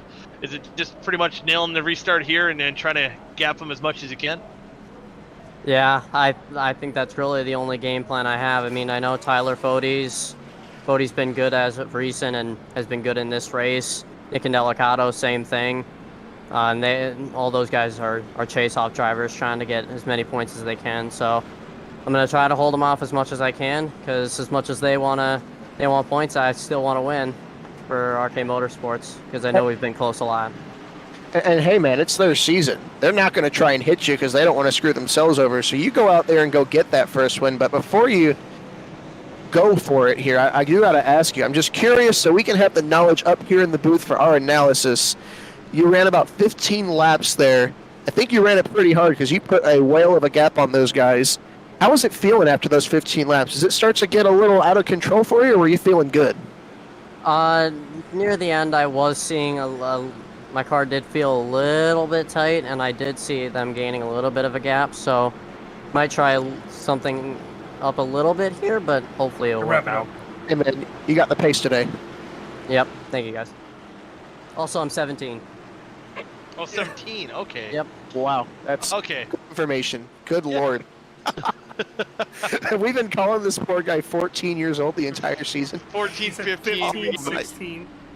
Yeah, anything but 17, but we'll see what that old 17-year-old kid can do on the inside, restarting with the lead. James Watson on the outside. Right behind him is Nick Indelicato and Tyler Fody. We're back green flag racing on lap number 19. A great start by the great jump. A great jump. Indelicato, pretty good jump behind him, but he'll have to battle that 43 car. That's exactly what the 87 Darren Staff wanted to see. Yeah, and as you expect, Indelicato gets a little bit loose. He was side by side with that 43 car for a long time, and maybe at the start of the race that patience is there, but it's going to wear thin pretty quickly, especially with the fact that David Westergreen is still right there. Nick Indelicato having a 4-point gap means nothing. You are not comfortable at all. Yeah, ooh, and Seth Rawls making an aggressive move trying to get in front of Westergreen there to help his teammate out, but I think the beneficial thing for that 9 car right now is he's not stuck on that inside. Yeah, absolutely, although he's got to be careful. He's got a very... There he goes. Dylan Thomas was outside. He's got a... Oh! Straight somehow. Man, he was bouncing off that thing a couple times. He got loose off the corner, and man, he pancaked it. Oh my God, Adam Tepe! Adam Tepe almost went flying again. Oh, he's worked his way up into the top 10. He's making aggressive moves. Oh boy, there's some tempers flaring out on the racetrack right now, but battle up front towards the lead. Watson looking on the outside. Who are the tempers? Yeah, we bit it. Oh, okay. Okay. I was wondering what happened because Indelicato went from the inside of the 43 back to 4th. either way, that allows Fody to get up to third. And as Darren was saying, that 95 car is fast. I mean, all these guys are fast, but Tyler Fody was in total control from green to checkered in that first half. Yeah, still trying to work his way up to the lead. He's within target range there. You see both the cars ahead of him right there. Darren Staff trying to hold off James Watson. Bumper to bumper with our top 3 drivers going into turns 3 and 4. Getting close to halfway. Oh, Jeff Green and David Wester Green getting very close twice there in turns 3 and 4. That was some Busch champion level of getting close to a guy not wrecking him. You know, I say that what I'm thinking in my brain is like you get close on iRacing and you're like, wow, we got close, and you're like half a car width off of them. And in real life, they just get, you know, they casually run a paper widths apart every single lap like it's nothing. That's the most insane thing to me. You feel how close you think you are in iRacing, and then in real life, they are. How do they do it? How do they not wreck each other every lap? They're just that good. Yeah, and that's something Jeff Green been a part of much of his racing career, trying to battle with the championship contender David Westergreen for that 7th spot. So Westergreen's still under some fire, trying to still hang on to that championship fight with Indelicado in that 3rd position. Look out, James Watson starting to put some pressure on Darren Staff. He was backing it up, entering wide, getting the run off. He got up to his bumper. He's going to the inside of Darren Staff right now. Darren Staff, I don't. Oh, no run off. He cut down too early. He almost hits the wall, keeps it out of the wall, and now it's Fody and Watson for the lead. Fody getting by Indelicado, now putting Darren Staff under fire for that 3rd spot. See if Darren Staff. Ooh! Almost touch. These boys need to watch out. What's for Darren Staff? Oh, no, he's spinning. Darren Staff, he locks it down and saves it, but now that work is not. Man, oh man, unfortunate. Having a good run going in that 87 car. Oh man, he knows. Little disappointed, shake of the head. Man, it broke on him. He was a little bit sideways. It broke on him. Honestly, I think he almost turned Indelicado there. He was talking about he didn't want to hurt any of these championship contenders. I think maybe at that last second he was worried about turning the 4 car and causing a real ruckus. I hate it. I mean, we've seen guys come back. He tried to get in the grass to not bring out a caution. Yeah, I see him backing up almost instantly once that car came to a stop, but at that point it was too little too late. But a good move there by Darren Staff not to get any other driver involved in that wreck. I mean, he's got no damage. I think that's the big thing. It sucks for him a lot. You know, you hate that. All that. You know how hard it is to pass, and now you got to go all the way back there where it is treacherous. However, the bright side, you've still got a set of tires. You've got a clean race car, and we saw Neil Rutt wreck it pretty good with 5 laps to go and end up finishing in the top half of the field. So, still got a lot of laps left. Never know. Isaac Mock, first car coming down pit road around that 14th position. So a couple cars choosing to come down pit road. We're just past the halfway point. Staff staying out. And just like that, our top 5, James Watson in control. He gets a bonus point for a lap led. Tyler Fody behind him. Nick Indelicado, Seth Rawls, those top 4 are the guys that we had in the first half. Let's throw some Dylan Thomas into this equation, though. Lester Green's still here, but Dylan Thomas has proven to be a little bit faster than maybe we were giving him credit for, and that could be attributed to him starting 16th. Actually, no, he started this half 16th. Dylan Thomas is just real good tonight. Yeah, he got, I think, in a last lap wreck in half number 1. He did. And that kind of wasn't indicative of the speed that he's shown. We've seen him again up in the top 5, working his way up through the field. I believe he started. I have to look here quick. Who, Dylan? Yeah, Dylan started the night off in, where is he? 11th. 11th. He started 11th, and yeah. Definitely got some pace out there tonight, boys. He's been doing some work. I was going to point out some other big movers. Adam Tepe started 21st in this half, up to 10th. Kynan Jones, our Land Shark, hasn't ran the Land Shark paint in a while, but I'll still call him that. Started this half 23rd, up to 11th. Nathaniel Cherry subsequently started right behind Kynan Jones and is currently running right behind Kynan Jones, 24th to 12th. Give a little shout to Alex Grates as well, up 10th from 25th to 15th right now. Working his way up through the field, and we'll see some more guys jockeying for position as getting again past that halfway point. And again, early on in the second half here, will that intensity kind of ramp up on these restarts, do you think? I think it will, especially now. I mean, David Westergren's been having a battle, man. I mean, he started in third, and we were looking for him to take advantage of that track position. It just did not go his way. And you've got Delicato there in third. If anything happens between these two guys, Watson and Fody, that 4 car is going to pounce. He is in prime position to really take control of this championship fight. I think we're definitely going to see some aggression and desperation. And obviously, Jeff Green and Dylan Thomas are up there. You know those guys are aggressive. So it is a pretty spicy top 10 here. And don't look now, but here comes Braxton Deweese. Braxton Deweese was also fast in that first half. Started the race on pit road. Yeah, you're right. Oh, I was going to say he's only up 2 spots, but you're right. He started the dang thing on pit road, and he's in 9th. Yeah, how about that for the 20 car? And it's weird for me to think, too, that brightly painted color car by James Watson could be kind of incognito mode here for the championship hunt if things play out correctly for him.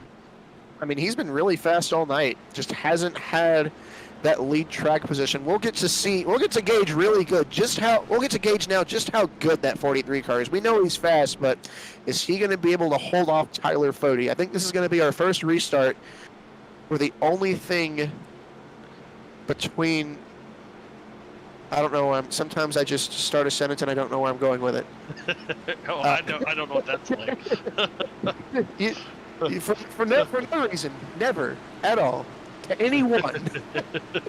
Any circumstance. Don't ever. To nobody. I was going to say, Fody, this is the first time Fody's going to have to be gunning for the lead on a restart. That's it. Yeah, he's got some clear track ahead of him, but he's got to try to fight our leader, James Watson, on this restart as the pace truck dives down pit road. They go to the Geico restart zone on the loud pedals. James Watson. Oh, disappeared. Uh-oh. Don't like that. Oh, no. Oh, don't do it. No. Uh-oh. So that, if... Oh, Is he... James, whoa, he's back. Oh, he's back. Oh. Man, I picked the guy for the race. My heart is racing right now. Oh, my goodness. And it almost helped him. It seemed like he gapped him because it was almost like Fody and Delicato didn't know where he was, just as we didn't know where he was. Oh, and the caution's out. Caution's out. It's potty mouth. Oh, no. Oh, man. Again, Ty McIntosh involved in a wreck here brings out our 3rd caution of half number 2. I think Thomas Capiano has overcooked it. I think we've seen too much beans into the corner just as much as we've seen it coming out of the corner tonight. Yeah, I'd say it's a solid 50-50 here tonight. This was a pretty healthy scoop of beans right here, I'll say, by the 21. Oh, that was not healthy beans. No. Oh, well, I just meant it was a big scoop. It definitely wasn't the healthy kind of beans. Not So while we're talking about weird phrases, there's a phrase of sometimes you're the bat, sometimes you're the ball. I don't think Ty has been anything other than the ball tonight. Oh, the poor guy has been knocked around so bad tonight. Yeah, and around he goes. Doesn't look like too heavy a damage, but definitely that pride's got to be hurting the way his luck has been as of late. Yeah, I hate it for him. I mean, he's passionate about everything he does. I know it weighs heavily on his mind when he doesn't get the results, and I think that can be a good and a bad thing, right? And I know he's not happy with it. I mean, who would be getting taken out that much? But that's the good thing. We're almost done with this season. Get to hit that reset button and do it again next year with a different car. And I mean, we haven't talked about that much under this comment. Next season, I don't know if I was supposed to say anything about that. I don't know what you made public or not, Vic. You go ahead and talk about it. Go ahead. I haven't said anything on Twitter about it, but go ahead, go for it. We're gonna have we can break it right here. So we're gonna have a lot no problem and a lot less downforce next season. What Yeah, we're gonna do is the SS and the run? Fusion. It's gonna be a blast. Everyone's gonna be complaining about their lack of skills rather than the cars. It's gonna be awesome. I can't wait. I mean, I'm gonna be. Urska did the cot, right? And this is not as extreme as the cot. Urska tried to do the cot for half a season. I'll be honest, the top 15, 20 of that field was some of the most fun racing I have ever had on iRacing. And while I think the SS and the Fusion might not be as extreme as that, I think it will be just enough to where maybe some of the guys in the back can hang on to it. But man, they are going to be putting on one crazy show. Yeah, it's going to be fun with that horsepower. You can kind of watch them right here on 3Y TV as well on Monday nights with the OSCA series with those ARCA cars with kind of a similar handling of a race car, but definitely a little bit more horsepower. It's gonna be a lot of fun, and maybe we'll see the cream rise to the top, and maybe see some guys who like the horsepower over the high downforce here of these Gen 6 cars. I mean, these guys have put on a good season with this car, and it's funny because we'll watch a race and do this up here, and I'll go, man, that was so much fun to watch. And I talk to them after the race, and everybody's all pissed off, like, God, that was awful. I was like, what are you just talking about? That was awesome, you know? Yeah, you know, it's a little more hectic in the cockpit than this up here in the booth. Speaking of hectic, here we go. 18 to go in our season semifinals. Yeah, it's one last chance to kind of set yourself up for next week at Dover. James Watson will lead him to the green flag once again. Tyler Fode right on the inside. And starting in the third position, Indelicato on the outside. Man, Watson has been money on these restarts. He has been, and while he'll get in front, well clear of Indelicato, and Fode and Indelicato will be battling through 1 and 2 once again, but kind of flip-flop the cars around here a little bit. And Indelicato will hold on to that second spot. Yeah, look out. He got a great run, too. He's going to be going for that lead. That lap lead is a bonus point for the 4 car. That race win, more bonus points for that 4 car. This would be huge. He really gets it to roll through the center. Well, I think he's going to clear James Watson off the corner. He does. Yeah, and I thought maybe a crossover move by Watson, but he won't be able to defend that lead as Indelicato retakes the lead, and that is championship mode here for Indelicato. He felt the pressure by Westergreen and kind of saw some blood in the water here right now in half number 2, and so far he's taken it. The first time that 4 car has been out and cleaner all night. That first half, he was just kind of lurking around the top 5. Didn't feel very good in practice when I talked to him, but now he's shown up late in this race. Could be kind of a Game 7 moment for him as David Westergreen has gotten shuffled back. He's struggling back there in 8th, doing what he can. But, man, the cards have not fallen the way that 9 cars needed them to fall. Yeah, he's under fire, still trying to hold on to that 7th spot, trying to battle with Braxton DeWeese. And I'm sure those Fords out of the shift stable there are going to give him a lot of fights. Oh, boy. Was looking 3 wide. He's still got his nose down there. Maybe it was just a bluff. I'm glad he didn't do it. Yeah, that was a little scary moment there. Looking on the inside as Fode's still trying to fight the 43 to get in that second position. As we're this late in the going here, 35 laps in. And Fode hasn't been able... Oh, boy. Did you give him a bump there? He gave him a little bump there. Wow. And just so you know, the pace is picked up. The best lap now is by Braxton DeWeese in that 7th spot. Ran at 33.197. I think that might be the fastest lap of the night. Doesn't shock me at all. These guys are running as far as they can. Oh, 3 wide. He tags Fode. Fode does not get out of shape enough to wreck it. We have not seen, wow, that could have been bad. We have not seen that 3-wide dive work all night. It's hard. You've got to be patient, but it's crunch time, man. I mean, it's hard to not do. Up the track. Whoa, bumper. They are all the way through the corner. I am so glad there was no net code. If that was real life, you would have saw tire smoke fly between the two. They were leaning on each other going through 1 and 2. Fode and Watson just not giving up. And that's huge for Watson. Watson needed to fend off Fode so he can gather himself and make a charge of that 4 car. But as I say that, he gets loose off the corner. Here comes Fode again to the inside. We might see the replay of the last lap through 1 and 2 here. see if they run each other tight. And they do! Oh! Contact that time. I don't know if they actually touched or not. Either way, it's going to send the 40 up the track into the clutches of Seth Rawls. He's got to hang on for third. Oh boy, and see if Watson gets to the back bumper. Maybe, I don't know how much he's going to like that move, but they're still battling for that middle groove through 1 and 2. Move Tyler Fode up into the second spot, and now he's going to try to chase down our championship points leader, Nick Indelicato. See if Fode can Oh, wow. win the Fode battle. Fode that time just under 2/10 quicker than Indelicato. Nick Indelicato in the clear is fast. We can't deny that, but that 95 car has been the best tonight. And he's got 11 laps to try and get up to the back bumper of that 4 and put a move on him. Yeah, plenty of time to catch him. Coming to 10 laps to go here in half number 2. Again, the semifinals. You tune in right here next week for when we have our championship race of the chase-offs at Dover. Fode again playing the spoiler, being a part-time driver, but we've always seen him in contention for wins anytime he's in the cockpit. And don't look now, Braxton DeWeese is caught this back 4. He is in 5th. He has passed his way all the way up to here. He was 2/10 quicker last time around. If we get a caution, that 20 card could spoil the party. Yeah, he is on rails right now. He's figured something out, and maybe you know he found something in the porta potty stall that is the secrets to the track. It might have been taped found a up on NOS the door bottle. there. Yeah, something. Dom Toretto left it in there. He's running on methane right now. See James Watson not giving up, trying to see if he can catch back up to Tyler Fode, but now that you know, kind of things got squared away for that second spot, as you've seen that last lap, Indelicato able to pull away just a little bit. Still plenty of time here. I mean, we saw it a few times in that first half.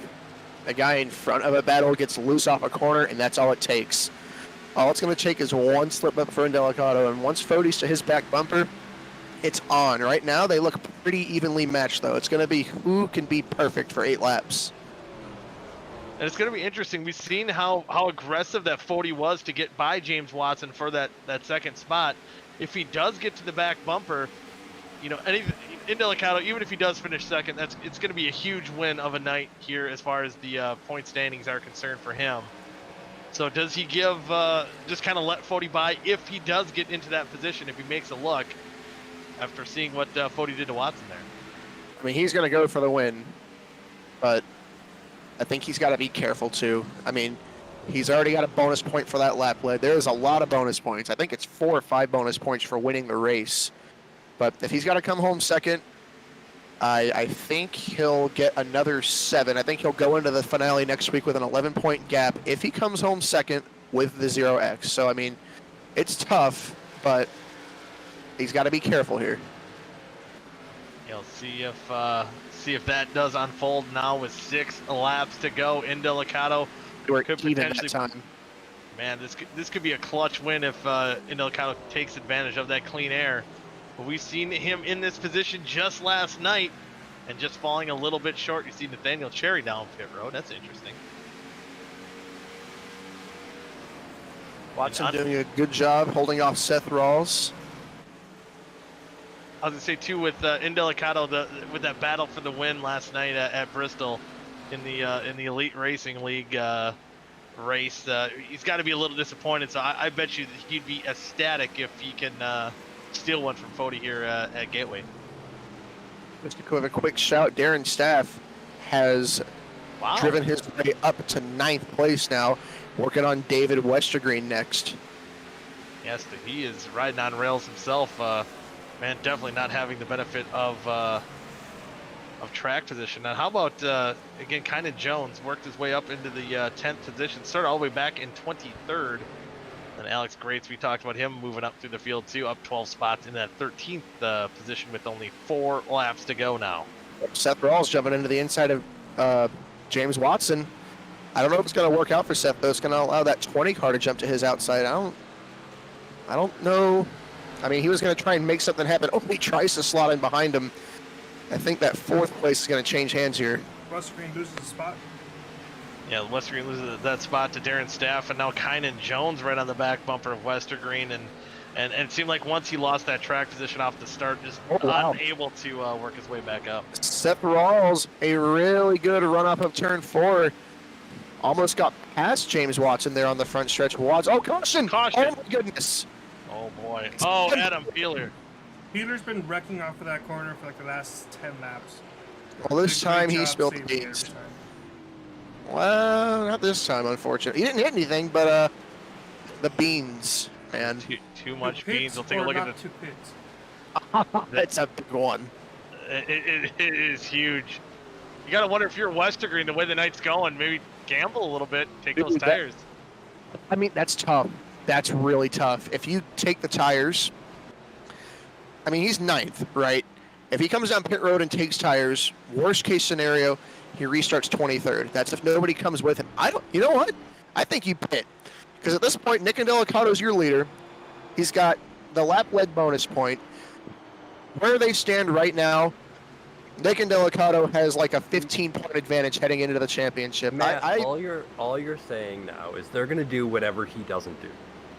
I don't know. That's how it. No, I'm telling you, they're gonna do whatever Indelicato does not. I think David. I don't know, because like for Fody and Watts, it's tough. You know how track position is important here. This is gonna be interesting. We're about to find out. It looks like Indelicato definitely stays out. Yeah. Any takers? The only pit people I see are the 96, 66, 71, 54. Pit road is open. Oh. Yeah, they have to enter from turn 3. I'm kind of surprised you didn't see someone, maybe even a little higher up, kind of take a gamble and try to make something work. I think if David Westergreen pitted, he would have taken a lot of guys with him. He might have only lost a few spots, and I don't know. It's tough. I mean, it's hard to do that with how important track position is. But like at this point, you know, you're 9th. That hasn't gone your way the way it has in the first half. Who knows? It could work out for him. I hope I'm wrong for David's sake. Yeah, you never know how this race will unfold here, and hopefully it works out again. Back in that 9th position, Nick Indelicato, our leader. Tyler Fody will be on the back bumper, but as we've seen the leader get some great restarts here, Fody on that outside will have to get the restart of his life. And now we've seen Watson and Rawls get aggressive racing each other. Braxton DeWeese settled into 5th there, but he now will restart close to the leaders. And Darren Staff, I mean, hey, you know, he's up to 8th here.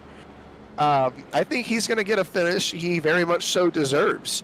He let those leaders by. He fell back to about 4th. I think he's quick enough to win the race, but given that he spun, I think he's got to be happy with whatever comes out of this if he can make it to the finish line here.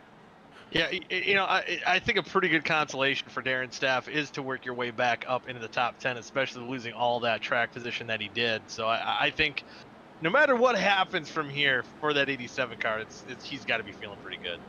And for David Westergreen, it is going to be a Herculean effort to close whatever he can to Nick Indelicato. I mean, he's back in 9th. This is honestly probably the most spots we've seen between the 4 and the 9 car in a while, if I'm going to be completely honest. Yeah. He's going to need both the chase-offs, I think this is the biggest gap. Oh, for sure. Yeah, you are right. He's going to need a good restart.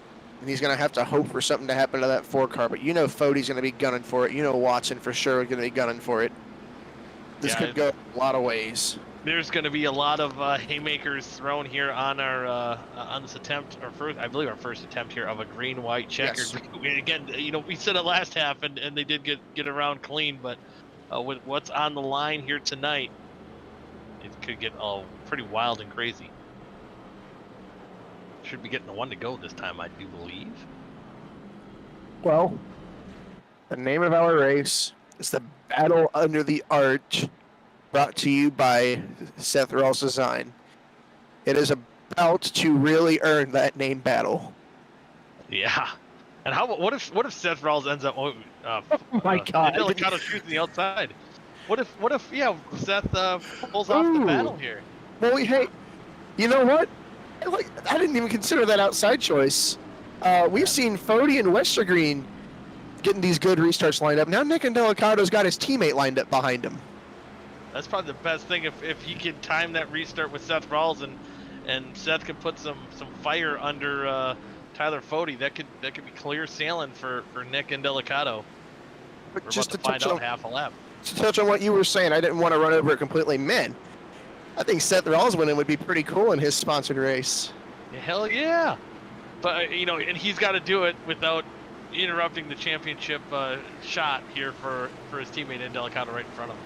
It's going to be tough. If Seth Rawls wins this race, something might happen to Fode or Indelicato. But here we go. We're about to find out. They're on top of each other. You can feel the tension. Yeah, you can cut it with a knife as the pace truck dives down pit road. Indelicato, your leader on the outside. See how these restarts go. It looks leaders usually get the good jump. He gets a great one. Oh! Spin the tires! Oh, spin the tires! Everybody's David Westergreen on the inside. Westergreen's wrecking with Jeff Green! Oh no! Caution's back out. David Westergreen sandwiched into the inside wall. Oh man, looks like some damage there to the 9 car Oh, of Westergreen. no. They all spun the tires. Somehow, it wasn't a ginormous wreck, but you're going to see Westergreen try to take advantage of it. He does a great job here. He jumps to that inside, sees what's happening in front of him, and he just gets squeezed. Oh, man. Man, oh man. So we take a look at Westergreen where he got pinched in the wall there too. Yeah, You know I'm trying to what? I find think it. it was Jeff Green. I think Jeff Green saw Dylan Thomas just about wrecked it and reacted and tried to give him space, and Westergreen was there. Oh, man. Yeah, and oh man, a great restart by Westergreen too on that inside. He got rolling really good. He diagnosed the issue right in front of him. He shot it down there after the line. I mean, that was going to be... Oh yeah. And yeah. That's tough. They just got hooked up. Yep, Jeff trying to avoid the wreck. And at that point, the caution looked like it was already out too, so they might not have had the benefit of a spotter at that point. David Westergren, I think, is going to keep the 7th spot, though. I mean, that car is junk, but he gets to come back up to 7th here. So, Man, he hit that inside wall hard, but yeah, you got to do what you got to do at this point. Man, oh man, that could be huge on our playoff chances for that 9 car. As Indelicato sitting pretty in the lead. I mean, you know what? We'll see what he can make of this. And you can spew out any, theoretical you want. Something bad happens to that 4 car next week. Maybe David Westergreen, dig in and stick it out there.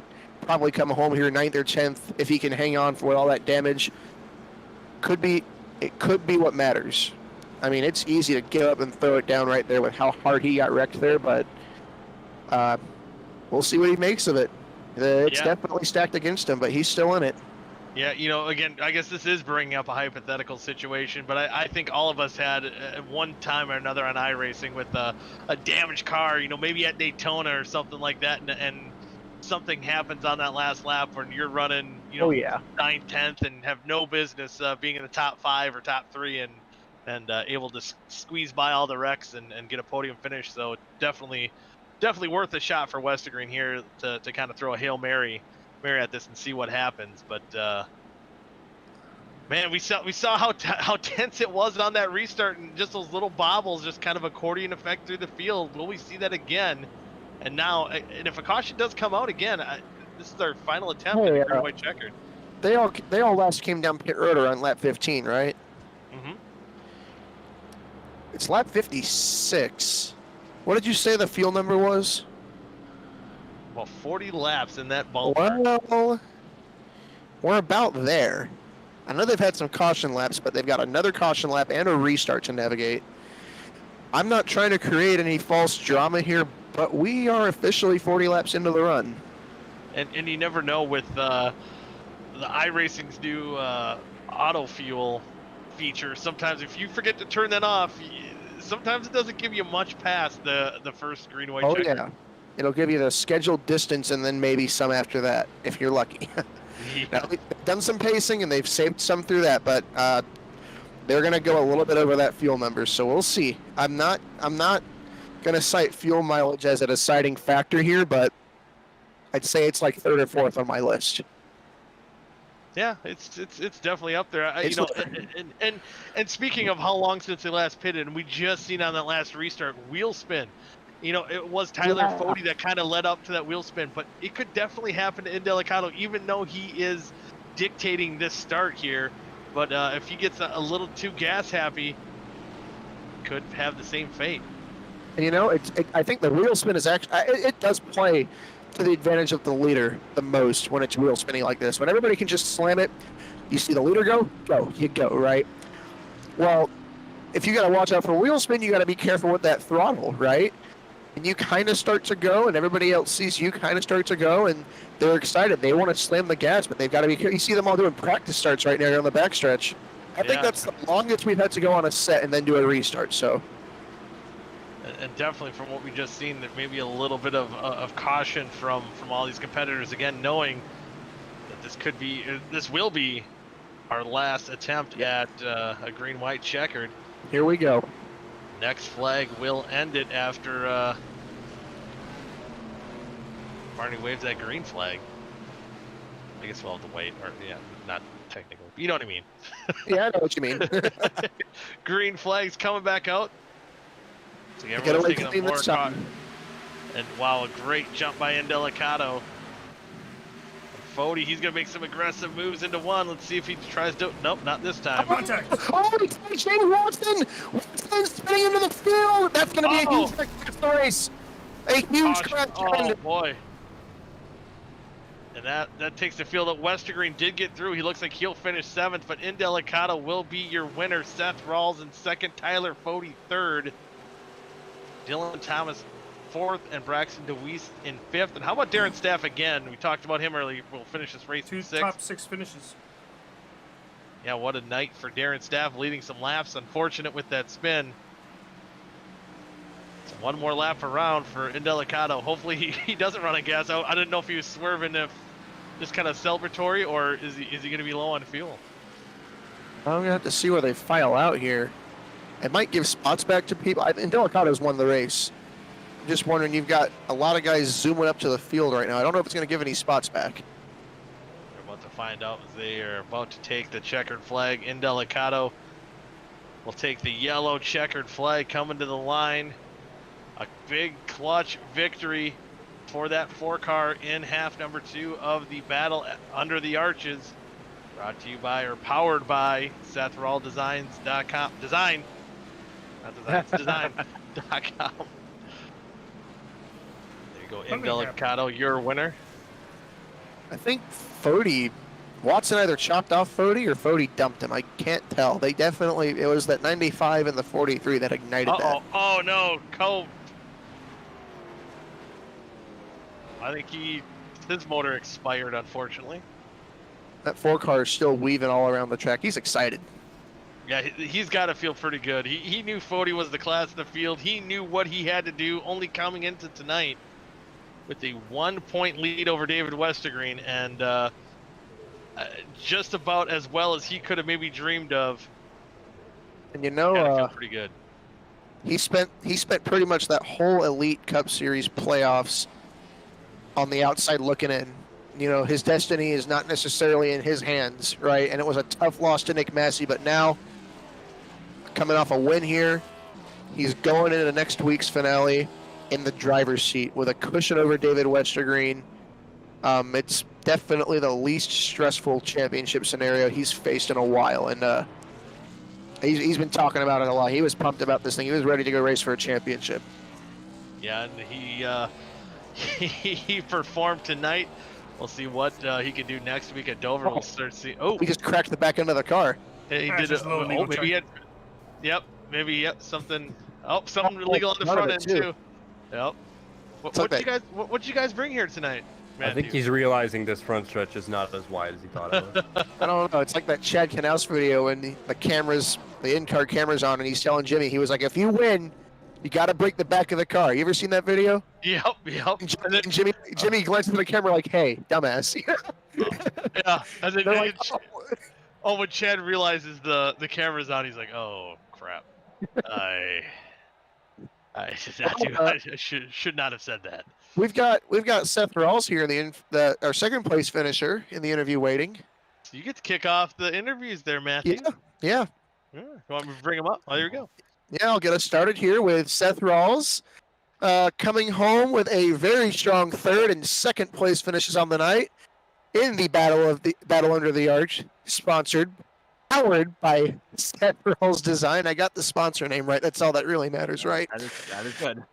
Now, Seth, I know you missed a race in these chase-offs, so obviously that kind of kills your championship hopes to begin with. But you came up really close. You came up short. Came really close to winning a half tonight. Third and second, though, you can't be feeling disappointed about that.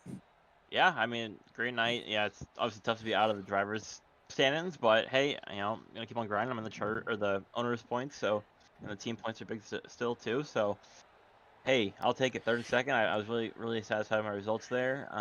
That was a rough one. That was some good old-fashioned being and banging. If that was a championship race, I would be very happy actually. I think the track played out really well. It was definitely like interesting in 1 and 2, and then 3 and 4. Like you could get on the outside of someone, but then you're stuck on the outside in 3 and 4. So, but yeah, overall, really good night for the shift guys. Congrats to Nick. Congrats to Braxton. I know Ty had a good half one, I believe. No. It's all right. We're still only getting team points. We got one more race to go, and yeah. Now, how that last restart? Did you guys ever feel that second to last restart or the first green white checkered? Was everybody caught off guard by that wheel spin? Because I didn't. I totally forgot about it up here in the booth. I didn't realize it until everybody else was wrecking. Yeah, I think the gear is so short, and I didn't expect it to stick in second like that. I don't know. You remember Mike Christopher at Richmond, right, in Erska? That's how I felt. Boy. Like off the chip. But yeah, it caught me off guard, but somehow I got by Fody and then got by James there, I think. Yeah, I think he was the outside or inside. I mean, hey, I hung on to it. I mean, all that dirt racing, rallycross background, I guess, pays off too. Yeah, and as we go into Dover next week, how do you feel about Dover? Is that could make something happen there? Well, they said it's a low downforce, so I'm really happy with that. I suck at high downforce. I found out this season, besides Auto Club, I guess. But low downforce, I've been killing it. I feel like it's gonna be a tire saving track. I feel like, and you know me with that. Not my specialty, but hopefully we can get some multiple grooves going there. Maybe whatever worked at Richmond, we can do that at Dover. It'd be kind of cool just to get some different lines, different options. I think that was fun tonight. You know what I mean? Like you could send it in, you could kind of run it hard into the corner or like back it up and take an exit out. You really could shape your moves basically, and I thought it was really fun race tonight. Vic, if you're listening, I think this definitely deserves a thought for the final race. Do you think this is a good track? I feel like for these type of cars. Oh, Vic's listening, because before we let you have your send-off and your thanks here, Vic actually has a question for you. Oh, Yeah, what brand of shoes do you wear? Okay, like generally, Regularly, daily. Generally Nike, but I do work for New Balance, so Ooh. I'm obligated to say New Balance. Man of culture over here. Some Nikes, love it. You know, New Balances. Ty McIntosh said Crocs. Yeah, he was telling us about that. We don't know that guy, so we don't know him. Hey, what's wrong with Crocs? Tyler. That's what's wrong, Crocs. Oh. Love All Tyler. right, Mr. Nike New Balance guy. Before you go, enjoy the rest of your night here. Any shout-outs or things you'd like to give? Yeah, I gotta shout out launch partners. They've been great all the time for me in this series and Elite. They're awesome people, supporting me. They do marketing, SEOs, Brandon, kind of like me, but more for the business side. And they're great friends of mine. Went to college with them, so awesome. Shout out to them. Seth Rawls Design. I'm opening up commissions for the summer, so if you guys need a paint scheme, logo, graphics, you name it, I do a bunch of stuff. I did a ticker for one of the racetracks in Vermont, so heck, I'm open to anything. I love to use my skills and help you out, help anyone out if they need graphic design help. Angry Talk, we're gonna have some merch coming here soon, hopefully over the summer. I've been working really hard to get it, so we'll see how that works out. Shout out to Shift Esports, great night tonight. Rebound, not rebound. I don't know. I don't know what I'm saying there. Good job, Shift Esports. You guys for broadcasting, and I can't see I'm gonna stuff my mouth. All right, Seth. Hey, congratulations again on the double podiums here. Good to see you back up here in the booth talking to us. Hope to see you again next week at the Monster Mile. Sounds good. Thank you, buddy. Yep, have a good rest of your night. Bye. That was Seth Rawls capping off a successful night for the old Rocket Man. You know, before we bring Nick up, I have to point out one thing that kind of has me pumped up tonight. All right. Yeah. Look who finished 11th here tonight. Who finished? Rashid Coles with a steel chair. Wow. Out of nowhere finishes 11th. How about that? The luck he's had all season long getting almost a top 10 finish out of the night. So I just had to mention that. That was pretty cool. Well, That is I don't impressive know stuff. if he actually finished 11th because I'm showing what we see on screen here, and then also on the telemetry on my end is different because of Oh, the is your caution and telemetry- people still. Right, Vic. Hey, just real quick, what are you going off of there, Vic? Do you know, is it going to be telemetry when people are supposed to get back, or It's a little bit of both. are you going to review it and kind of figure it out? Yeah, it's a little bit of both. All right. Well, Either way, it's looking like a solid top 15. I'm still happy. You're not raining on my parade, boys. But with that, we will bring up our winner of half number 2, Nick Indelicato. We'll bring him up. And here we are. And Nick, you know, we kind of documented all night long, you know, not only you knew what you had to do tonight, only having a 1-point lead coming into tonight, but we documented your battle in another league last night and how close you came and just came up short. So, you know, not only for what you needed on track to gap this points lead to whatever it will unofficially be after tonight, and maybe even more emotionally kind of a victory. Well, you are in victory lane here, so there's that. But you know what I mean. You got to feel pretty good right now. Yeah, no, I mean, it's really good when you can carry over a race like last night to any other leagues, and I think, you know, having a good night in one definitely helps the other for sure. Even though I didn't win last night, it's like I think I told Matthew this last night. I was like, I feel good. Like I think there was a stretch of races I think last season where it was kind of just top fives maybe for like 2 or 3 weeks, and there's kind of grooves that you get in, and I just felt that a little bit coming into this race. And Gateway is not my favorite track by any means. It's kind of close to Richmond in regards to what I like and what I don't like. yeah, he hates it. And I hate Richmond. But I kind of knew what I needed to do, and you know, the Elite League ran here in the next gen car a couple weeks ago, and when you get a line down, you can kind of, you know, run it in any car. Obviously, these are nowhere near the same, but, you know, I had a groove down there, and track position was huge. And once that lead kind of came out, I wasn't going to pit and give it up there.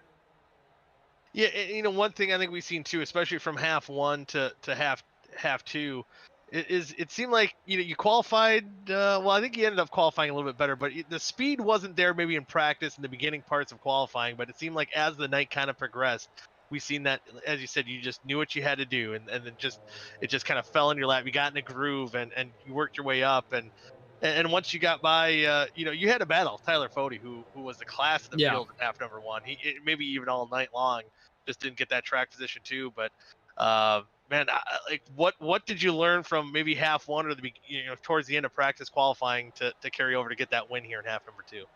Yeah, honestly, I didn't. I mean, I felt solid. I qualified 5th, so it wasn't terrible. But I kind of started getting the hang of it maybe around the set halfway through the first race. I think my big issue was getting a line coming off 2. Now that was my struggle the whole night. And once I started downshifting, I felt really, really good. So after I kind of figured that out and getting the line off 2, I felt incredibly good off 4. And that was kind of the line that I remembered from the last league race I did here. So yeah, you just got to get into those grooves. And then you saw it there when I ended up in the lead. I was kind of just, you know, doing a little snake back and forth. And even though these cars don't have a lot of, you know, draft, it's that snake kind of gives you like a sense of I guess just a good feeling. When you have a batting routine in baseball, people come up and do the same thing every time, and that's kind of what it's like when you get into that groove and you're in the zone. You can kind of pull away. So that kind of reminds me. Now we're rewinding a little bit back to half number one, and it was when you were battling with Westergren. I think you were in the third position, and I think we called it hitting like the Intimidator button in NASCAR 2004. You looked like you were ducking down below Westergren going into the corners. Was that kind of just to kind of throw that rhythm off, kind of doing the spirit fingers just to kind of throw them off a little bit? Yeah, I mean that, but along with just. I guess, yeah, no, you're right. I mean, giving them the sense that you're there. And when that 3 and 4 on the bottom was really good. I mean, Fody was making a really good job battling on the outside. A 3 and 4, making it hard for anybody to pass on the bottom. But when you just show your nose, I mean, good guys, anybody sees that, even though they might not, think it, they see it in the back of their head. And sometimes mistakes happen. That's what it is. And hell, I'm no stranger to it. Last night I did it to myself, but it always happens. And, anytime you can gain a little bit of an advantage, even if it's something small, you really got to do it. Yeah, and it seemed to work out at the end in half number one. I believe first and second here, right? Yeah. Yeah. So I don't know, Matthew, what's the unofficial points lead going into Dover next week? Well, that's a hard one. Oh. I think he and David both finished with. Oh no, David did not finish with a 0x. It's going to be pretty good. I think going into the second half here, he was up 4, based on positions alone. It's 10. Lap led in 0x 12, and then Vic, how many bonus points is it for a win? It's 5. It's 5, right? 5 more. Yeah, it's 5. It's 5 more points in second. So it'll be somewhere between 15 and 20, but probably about 17 if I had to guess. Educated guess. So you got to feel pretty good going into Dover next week. Yeah, I mean, but anything can happen. I mean, these races are unpredictable, and Especially any race in general is especially Dover. Everybody knows that track. If you have a wreck, man, I could have a bad qualifying or hit the wall, whatever it may be, and get put to the back. So, anybody's, eligible to get into a wreck. Nobody's out of the question there. So you never know, but a gap indeed helps rather than a 1-point gap or a 0-point gap. So I'll take it and, move on. Yeah, that's about all you can do here. But Matthew, you got anything for Nick before we send him off? I think you want to play. Do you want to play CS:GO after this? Will you guys play CS:GO? I might have a couple of drinks and play CS:GO. That sounds like a good idea. Oh, I've got a couple of tall twisteds in my fridge waiting. Okay, there we go. Okay, now I'm the senior member in this booth right now. What the hell is CS:GO? All right, so Call of Duty's Search and Destroy. Yeah. It's like a game that is solely based around that, but it's a lot better. Ooh. That's true. And it's old, and it has a huge community, and it is stronger than ever. It's a lot more toxic too. It's a lot more toxic. Yeah. And a lot more technical. Sometimes that's good for the soul. Sometimes, Exactly. especially you're having a bad day. What rank are you Put a guys? little rage out. I think I just got to 9. I've only been playing it a lot for the last couple of weeks. I've had so many. I do comp matches. Are and you people... silver or gold? Oh, I need to win 2 more competitive matches still. I think I'm like global elite or something. No, wait, no. Oh, I'm gold something.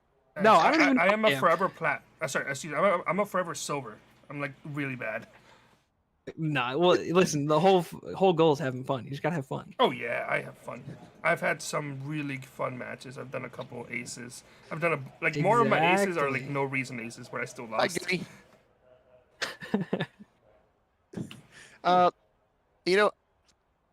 I don't have any more questions, but I know Vic does. Yeah. Uh-oh. Yeah, we got to know what brand of shoe you wear, man. Let's hear it. Let's see. So as of late, become a Vans guy. Kind of just fits the fit. Listen. If I could wear slippers or like Nike, whatever you call them, sandals every day, all day, I could. But you can't. But Vans, but Nike, big Nike guy. Have you ever considered Hey Dudes? Because I think you'd be a Hey Dude kind of guy. Those have been popular. Been offered to for somebody to buy them for me, and I said no. I just turned them down, man. I couldn't do it. You gotta try them. I haven't tried them, but a lot of my friends. I've heard they're Josh is a comfortable. big Hey Dudes guy. Alex has a cool pair of Hey Dudes. Maybe we gotta get Hey Dude on board and get a free pair, and then I'll. Oh wear it. man. Oh. You know, You know, if you win this championship, I think you can maybe ask him, let him know. That'd be cool. Maybe I'll send an email. Shout out, Yeah. Hey Dudes. Yeah. No free shout outs. Oh, Hey Dudes. No free shout-outs. Uh-oh. A potential shout-out to Hey Dude. Now, what about yours? What actual shout-outs and thanks do you have to give here? Yeah, I mean, you guys up in the booth, 3YTV for hopping on board this car this season. I mean, no better sponsor. Put her on TV. What is that? I think 7th win. Yeah, 7th win, and been a really good season. Obviously, there's one more left, but a lot of momentum going in the last race. Our team, Shift Esports, Braxton for hopping on board the 20 halfway through the year. He's helped out a lot, and just a whole group of guys we have. It's a ton of fun racing, and the ideas you get from each other and the help is really, really big. So shout out to Shift Esports. Shout out to Seth. Seth had a good night tonight, and he makes these beautiful paints for us. So if you need a paint scheme for iRacing, check him out. Instagram, Twitter, shoot him a DM, get you a paint scheme made. That's about it. Heck yeah! Well, thank you for joining us here tonight, and congratulations on the awesome run, and best of luck to you, Dover. Hopefully, we'll talk to you, especially post race after you hoist that trophy for the second year in a row, or season in a row, I should say. That'd be nice. I'm looking forward to the question you guys got for me. Oh, I'm sure it'll be good. And well, I gotta ask too. We should have, no matter if it's you, Nick, or not. We're here, so we'll say, if it's you, we should all have like victory, some sort of beverage next week. Oh, What did we that's do? a good idea. You did eggnog last year. Yeah, we had Eggnog. eggnog. Yeah. That's right. I mean, we did eggnog. Oh God, what's it gonna be this time? I don't like eggnog. We'll figure it out. Either do I, but I powered through it. I think this is one of those things we have to have figured out by the time the entry list comes out Wednesday afternoon. So everybody, we'll keep the camera on for next week.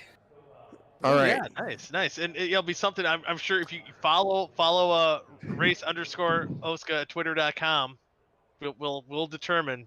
There'll be talks. Would you shotgun before Loco? Oh boy, Okay, God bless. I would be on the floor by the time Would I you can get done shotgun with it. anything? I don't know how to shotgun. You got to try it for the first. You just gotta believe. You gotta believe. You Man. stab the side of a can with a key, and you put That your sounds mouth like to it. just like You put your mouth to that hole, and then you open up the tab and put your head up and chug. I do have a update idea from old Miss Goodies. here we go. Yeah, she says UV blue and lemonade summer drink. That's her suggestion. Lemonade summer drink. I like lemonade alcoholic drinks. Yeah, so Mama Goody's got a plan there. Maybe she's watching right now, obviously. So we know her drink. Shout out Mama Goody. Yeah, No free there you shout go. out. Mama Shout Goody. out. Hey, we sponsor one of your umbrella cars, so come on. That is true. So it was deserved. It was deserved. All right. Yes, Well, sir.